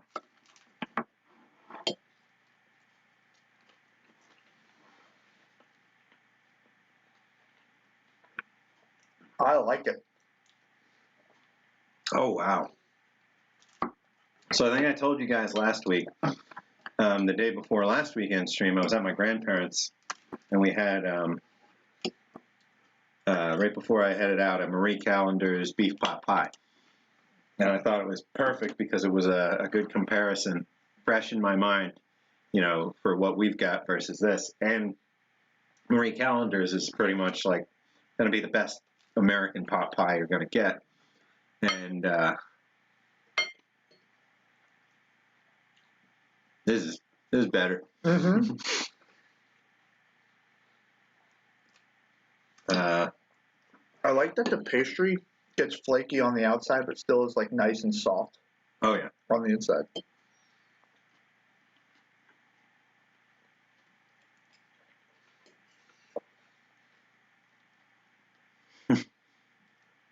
Yeah, Fordman, I just saw your comment. You got to be careful. I know. It's like, well, this is a good enough deal. I'm going to get this because, you know, it's a $100 thing for $5. I can justify it. I'll need it at some point. And so the piles begin. When I really dug into ration collecting, I had to have signs by my computer that's like, you only buy rations. Like everything else, it's like, oh, this is so interesting. Maybe I'll find it. No, stop. You're going to need all your space for rations. This one's the steak and kidney. And I liked it. I'm almost done with mine, actually. I'm really enjoying it. The flaky pastry is just on point. And the kidney kind of reminds me of the kidney kind of reminds me of a pate. Excuse me. You all right? Yeah, I'm fine. I never did get a drink earlier. Ah. You want to back up here? Yeah, if you wouldn't mind. Whatever you're having, I'll have.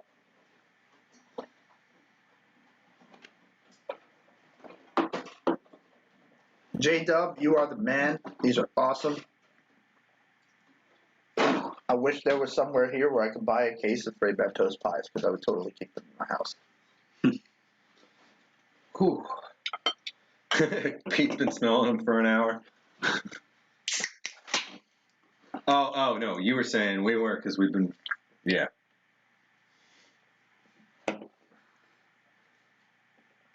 I was a little worried I'd put myself off eating with the, you know, the metal smell of everything. But, and I can still kind of smell it over this, just a little bit. But, yeah, Kaylin's got the right idea, like an international grocery store. Out in Bozeman, we had World Market. I don't know if that's I mean, I know it's a chain, but I don't know how far it stretches. I don't think we have it out east.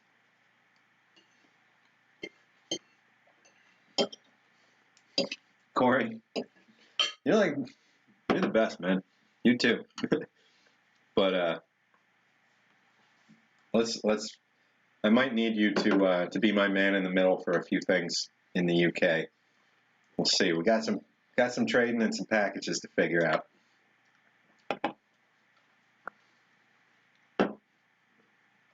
All right, now I'm moving on to the steak and gravy.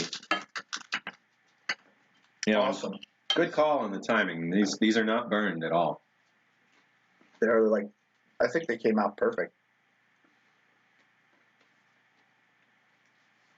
I don't remember the cost plus part of it, like in the name. I just remember world market. You know, it's 2 words, but that might have been the brand the whole time, and I just never noticed.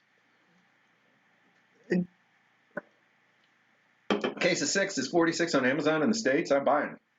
Yeah, that's not awful. Hey, J-Dub, do you guys have Lidl in England? L-I-D-L? It's like a German supermarket chain. JW's in Washington State. Oh, wait. Who's in England? Corey. Sorry, Corey. I'm awful at remembering things.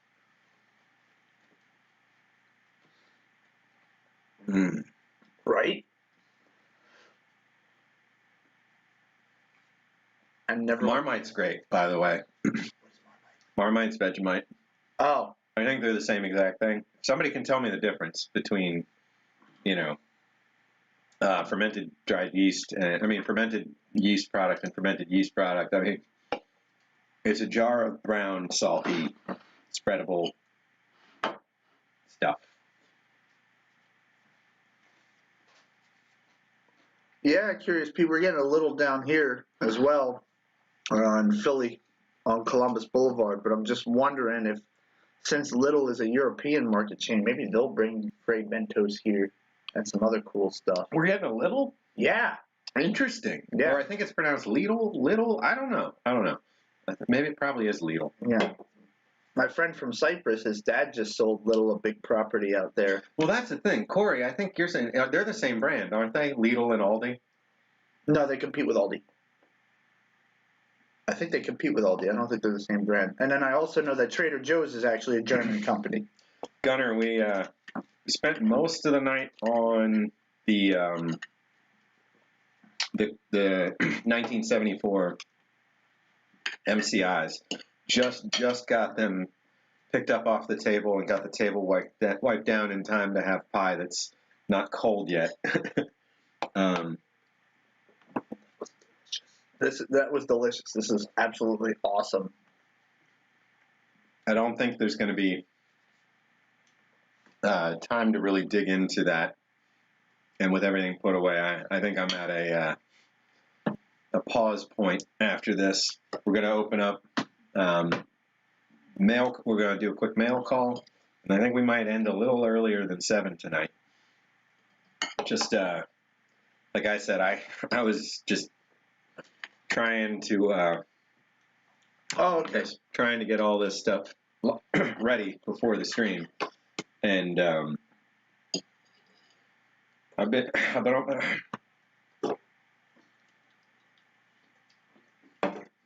on my feet for a while. Sean, you were right, by the way. So they're owned by Aldi and they compete with Trader Joe's. Wait, no, it says Trader Joe's is owned by Aldi. Oh, wait. They compete. Oh, okay. Yeah. So, interesting. I'm not the biggest fan of Trader Joe's. So Marmite is just the English name for the same thing, though, right? Vegemite. Because I know Marmite is more easily found in the U.S. Like you can find Marmite in stores. Vegemite in jars, I've had to get slow boated over from Australia. I've had Vegemite. There's times where I've been able to get like a peanut butter sized jar of Vegemite shipped over here and pay like $5 total for the jar and the shipping, but it takes like 3 months. You'll just be like, going about your day to day, and all of a sudden, oh yeah, I ordered Vegemite last year,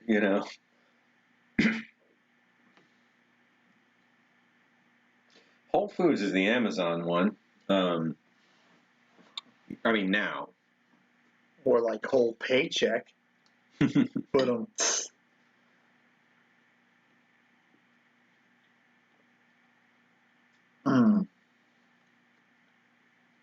So what were our other takeaways from this week? We have to make some moderators, figure out all that stuff. We've got to figure out how to approve shout-outs. Got to get some links and stuff queued up. I definitely want to have a Friends of the Museum kind of segment, and want to have like a general thanks segment for all you guys, because I mean, you're all the best. It just keeps getting better and better.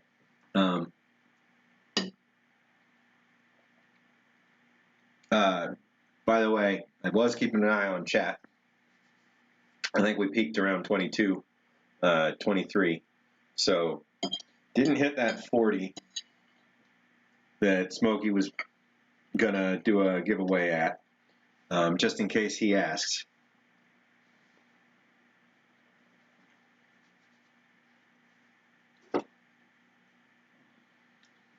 Yeah, I mean, anybody who volunteers at the museum is definitely going to eat a ration at some point.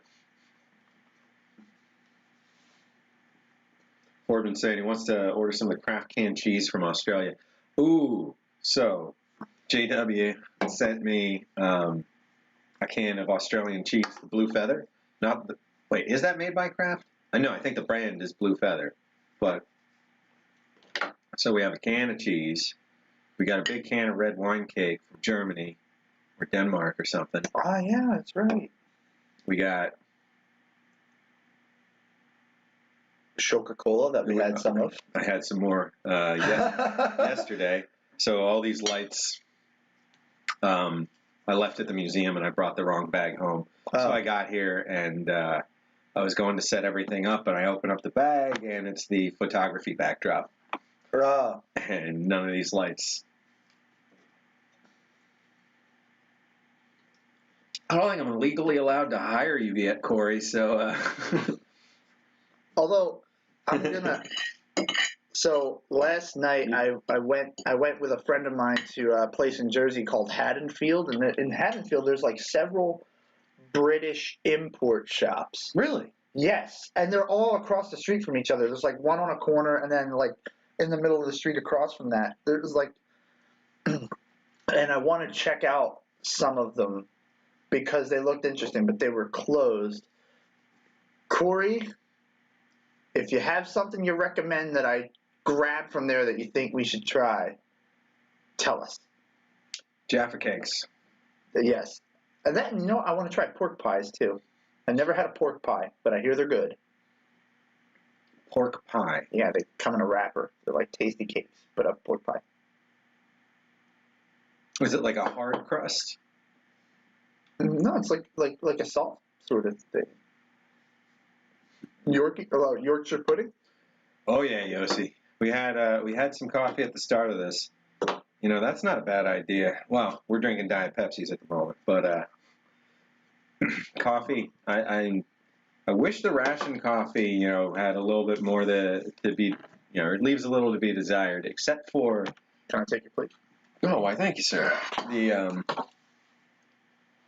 I forgot. Would you mind sliding that chair? There we go.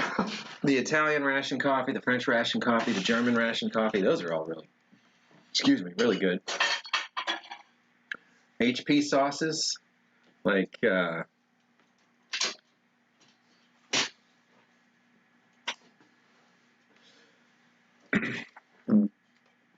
so, I'm always a fan of those kind of markets, because you can find pâtés for cheap, and you can find caviar for cheap, because it's a lot more common around the world than it is here. And caviar doesn't need to be something fancy. It just needs to be something you can put on toast, And it's just fish eggs. So most of the time you can get a jar of it, you can get a jar about that big for like $4.99 at the right place. If you go to Petrovsky, like up around Northeast, big Russian community, that's... didn't you get the kvass from there? No, I got the kvass online. Kvass is Everyone I've made try it hates it. I love except it. Nick. It's Russian bread soda. That is literally all it is. Yeah. Russian bread soda. It's Russian bread soda. When I popped the first one open and took a drink, it was like, this is like drinking rye bread. And everyone around me just immediately like, why would that be a good thing, Sean? Why would it be? And it's like, what do you mean? It's fizzy rye bread drink. And you can make your own kvass at home if you really want to. Yeah, That's you just take a whole bunch of bread and yeast and thyme, and if you wait long enough, you have kvass booze. But I don't know how strong it would actually get or any of that. I mean, it's a malted soda. It's Like supposed to be that kvass has like 0.5 or 0.25 or something % alcohol. You know what? It's probably Which, I'm a teetotaler. I don't drink, but I'm not gonna like get that specific about it because you'd have to have like 6 or 7 of them. If it's a 0.5%, you'd have to have like 7 of them back to back in like minutes to equal having one beer. Pretty sure it's probably close to like Malta Goya. Malta Goya is that's a 0.5%. Yeah. And that is a malted kind of, it's a similar drink, but I don't know what the base is for it, but it's not as good. Not the same. It's its own kind of thing, Like if you like Malta Goya, you like Malta Goya, but if you've never had it before and you sit down and say, "Oh, I wonder what this is," it's probably not going to be good. I never enjoyed it. But kvass, where it's at. I really like kvass. Deviled ham we can get over here. Deviled ham is pate. Yeah. As far as I'm concerned. I mean, we have so many awesome import stores here in Philly. I mean, in Philly, we've got everything. And believe me, when I moved from Philly to Montana for 10 years and then back, the whole time I was in Montana, it's just, I had to accept, like, it's never, ever, ever going to be a fraction of what's available in Philly. Everything in the world is here in terms of food. Philly is definitely a very good food city. So anybody that visits the museum sometime, down the road when things are normal and we have a couple rooms and like some setups for people to come in and see and, some space if people wanted to come in and help work, that kind of thing. Definitely prepare to eat good food here. Reading Terminal, Pete just brings up. Reading Terminal Market, there's everything there. There's 144 vendors there. There's a German sausage maker in there. And it's awesome. A lot of the stuff in there is fresh made, is local made, is, whatever their company is. It's not just resellers of whatever. But there is some of that. There's folks that come in and just have shops and set up, like any other shop. But Reading Terminal Market, if anybody's familiar with the concept of dirt malls or year-round indoor flea markets that are open like Friday, Saturday, Sunday, Reading Terminal Market is like if all of those grew up and got their act together. Reading Terminal Market is like a dirt mall that has class. Its floor is not dirt at all. You can even get your shoes shined in there. No, it's oh man, Yossi, reach out. There's an email address right here. That would be great. We try it on stream. I don't think I've ever tried Israeli coffee. I'd love to. We have an actual coffee making setup in the museum office. Here I just have, you can see in the background the Keurig. But in the museum we can actually brew some coffee. I have tried from a handful of places, mostly South America and Northern Africa, but Israeli coffee, is there a particular serving, rule set? Like I know, different countries have their different rules for coffee. I don't want to get Nick going. No. He'll start telling you all about how everything we do here is wrong. Because it is. Because we don't generally care, but I was just having that conversation about coffee 2 days ago, and it wasn't with you, and that's really weird that you knew that. Yeah, I mean, we look at like styles of coffee as flavor, and they're not. Yeah, we But take any anyway, roast. we'll go down that road for too long. But yeah, Yossi, reach out. Email address right there, Sean@rationmuseum.com. That'd be awesome. We'll let everybody know what we think. I just realized we have a French press at the office. We should totally use that. There we sometime. go. You know me. You know me. Like, is it black? Does it wake me up? If I make it, Sean hates my coffee. So If we don't empty his coffee, a day later it starts growing mold. It's very thick. It's very thick. Like, I mean, the liquid in the pot. Like, I like my coffee like tar, man. It is what it is. that's about the most acceptable way you could end that sentence with all the given options out there. Okay. So, bitter coffee, there is a way to fix that. Sugar.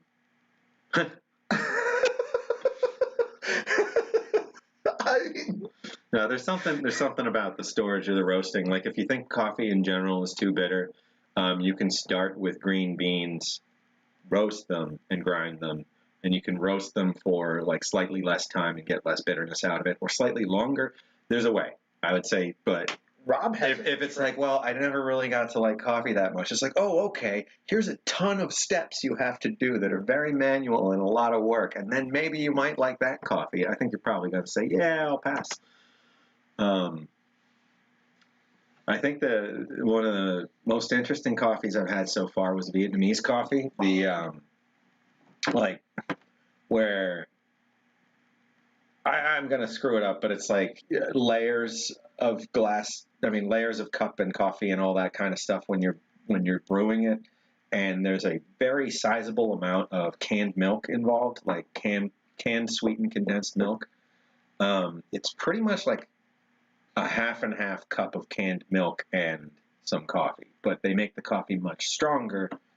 It's really, really good, and it's cold. when I It's was iced in the end, I think. well, you could get it hot. When I was at Temple, we used to have a Vietnamese food truck in the back of campus, and for like $1.50, you get this gigantic Vietnamese coffee before class. Oh, that sounds good. Oh, Corey, we're just getting giggly because it's been a long day, and we just had really good pie, and I'm excited. Beer batter pies, yeah, that must be it. I must be getting a little tipsy. we do have something cool though. Oh yeah, Break it out. Don't. I'm sorry. I'm forget. really excited for this. I'll put on my mail time hat.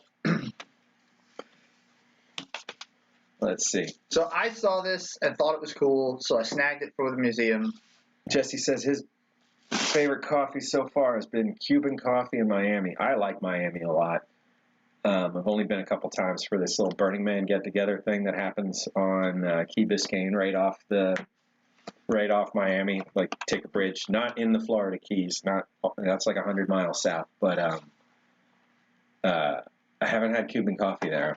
Next time, if we ever have that kind of thing again, we're like, Actually, thousands of people do you know gathering what? for that. There is a Cuban coffee place here, so if you're familiar with Cafe Bustelo, which is like one of the bigger brands for making Cuban-style coffee, they actually I thought opened. that was Colombian.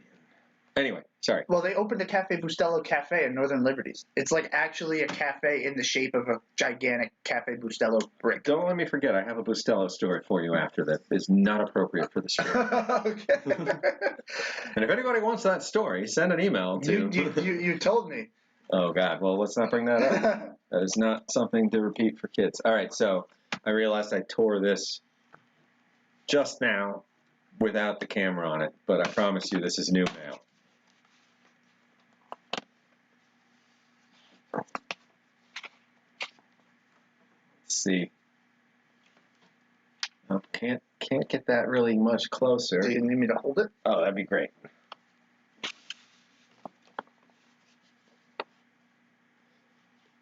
We got a new NASA Facts Food for Spaceflight. So what makes this one a little different is this is 1967. This one predates the Apollo landing.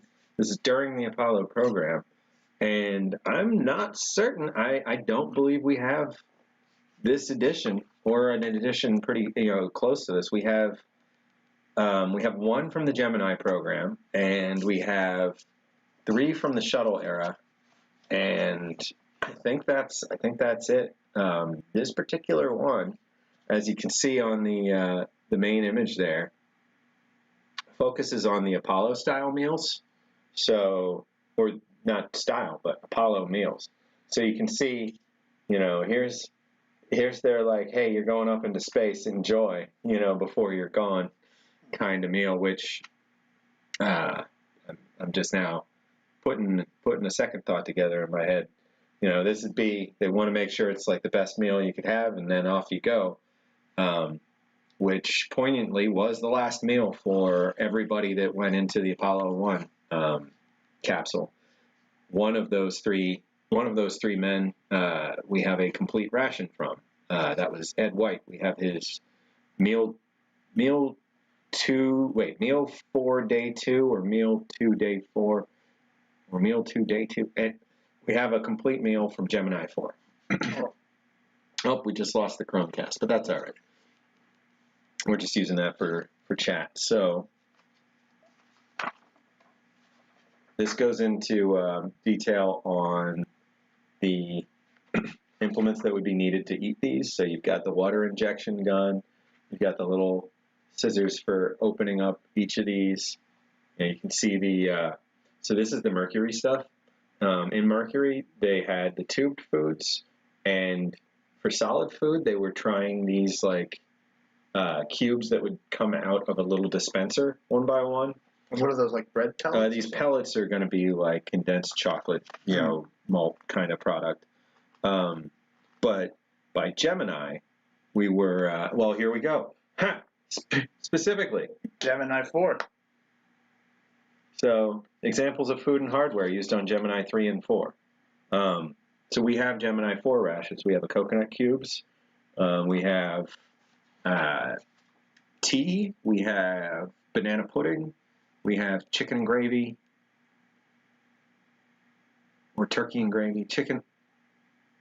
Either way, I think I might also be thinking of something else I just ordered. But we have the coconut cubes, the banana pudding, the chicken, the tea, and cocoa. We have cocoa. Do you have strawberries, or is that a Russian thing? The strawberries are from... I think they're from Mir. They were American, but they were on Mir for a year.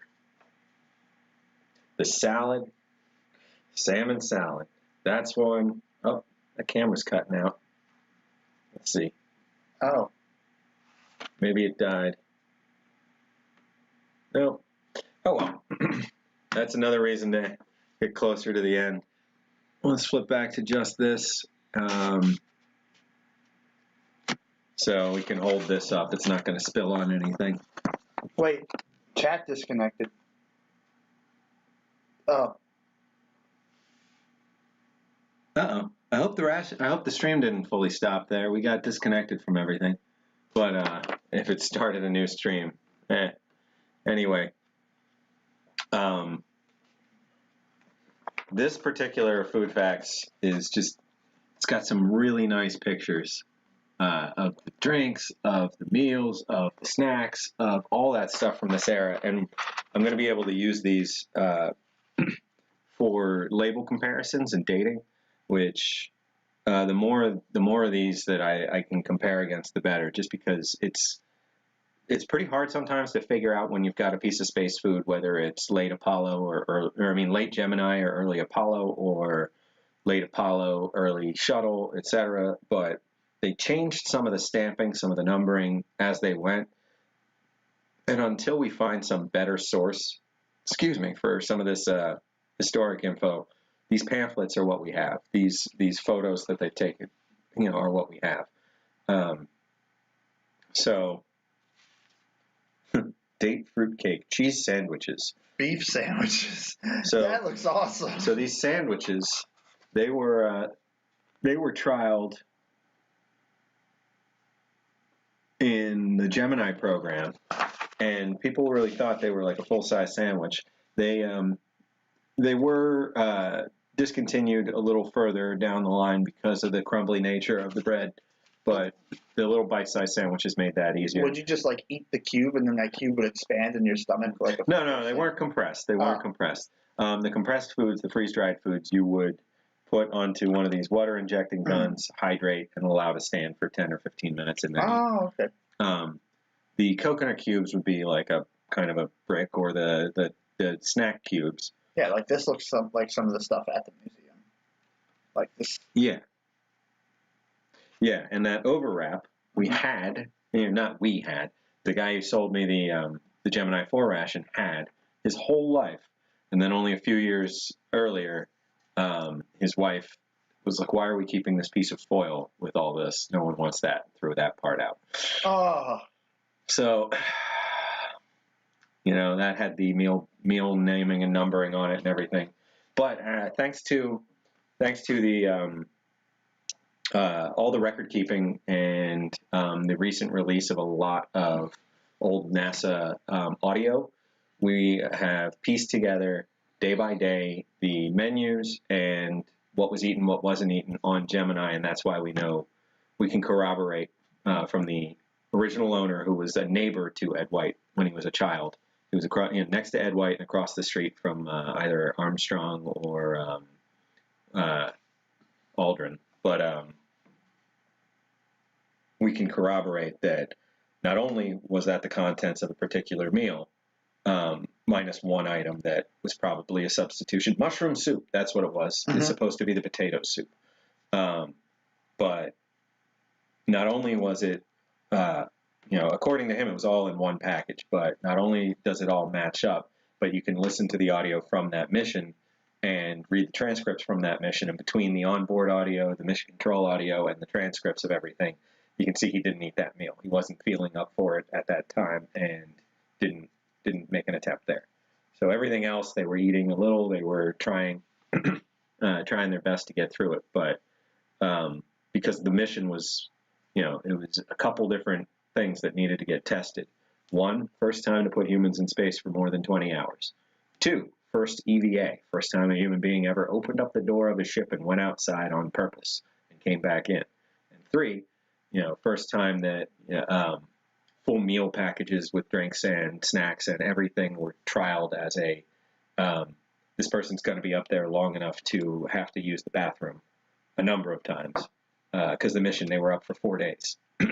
So the type of food and its effects in that area were important to plan out and see how it went. Actually, it's funny. This literally says that nutritional studies will be conducted by the Apollo astronauts to obtain new data for determining the caloric energy requirements needed during periods of activity and weightlessness. Yeah. So, like, they were actually planning on this food to be part of more experiments every time they went up to see if anything changed. Because Apollo mission's pretty far into the space program at that point. Yeah, I mean, we had done Mercury, which was a lot of rocket jockeys doing what they could to push science further. The Mercury program was to develop the rockets and to determine G-forces and to determine human limitations in that regard. The Gemini program followed up to start building out science systems to improve upon the livability of these spaces and to start testing individual pieces of what would become the Apollo program. And then Apollo 1 through 10 were testing missions, that had their own purposes. 10 was going to go around the back of the moon and come all the way back to Earth to say, can we get there? Can we circle the moon? Can we take the units apart and put them back together safely and then return? And that's what we did. 9 wasn't all the way to the moon. 8, I'll stop there. They each had their own purpose to test pieces of this, to test coupling and decoupling, to test explosive separation segments, to figure out that when we got to the point where we said we are a go for putting a man on the moon, that all these pieces lined up. So the Mercury program, the Mercury program pretty much started immediately after saying we're going to put a man on the moon. And Apollo 13 was supposed to be the first to pick up moon rocks. 13 was supposed to bring back samples, and did they have a rover? I can't remember. No, I don't think so. 1 didn't have a rover. 11 didn't have a rover. 12 had a rover. Anyway, 13 is the only failed one in that sense. 1 burned up. So we have 15 out of 17 successes in the Apollo program. But starting to digress a bit more. Man, so here we have personal hygiene kit. This little section. So currently in the possession, I have two of these. This little bubble gum, and one of these, which is one of these big towels folded up. I don't have any toothbrushes or flashlights or the actual pouch, but and these are the ones I have are Gemini program, but they're the exact same type that went into Apollo, but they're space flown from Gemini 4. So that's the most tempting pieces of space gum I've ever seen. Every time I look at them, it's like I could still have one for the museum, but this is a fantastic addition. Thank you, Nick. Mm-hmm. Gonna pop this back in there safely for now.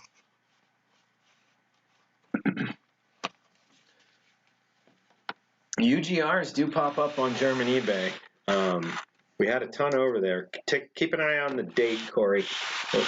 Sorry there. No, it's okay. But keep an eye on the date. Just make sure they're not all from 2012, 13-ish or earlier. I mean, they'll probably still be mostly good, but the UGRs weren't intended to last as long as MREs. So I think it was 18 months was the original spec on those. I've had them 6 or 7 years old, but they start to go faster. Like a UGR cake I would have in 10 years. I'm sure it's fine, but UGR beef and gravy, maybe not. All right, guys. It has been a fantastic, fantastic stream. We got through that entire case of MCIs. We still have more restoration in the future.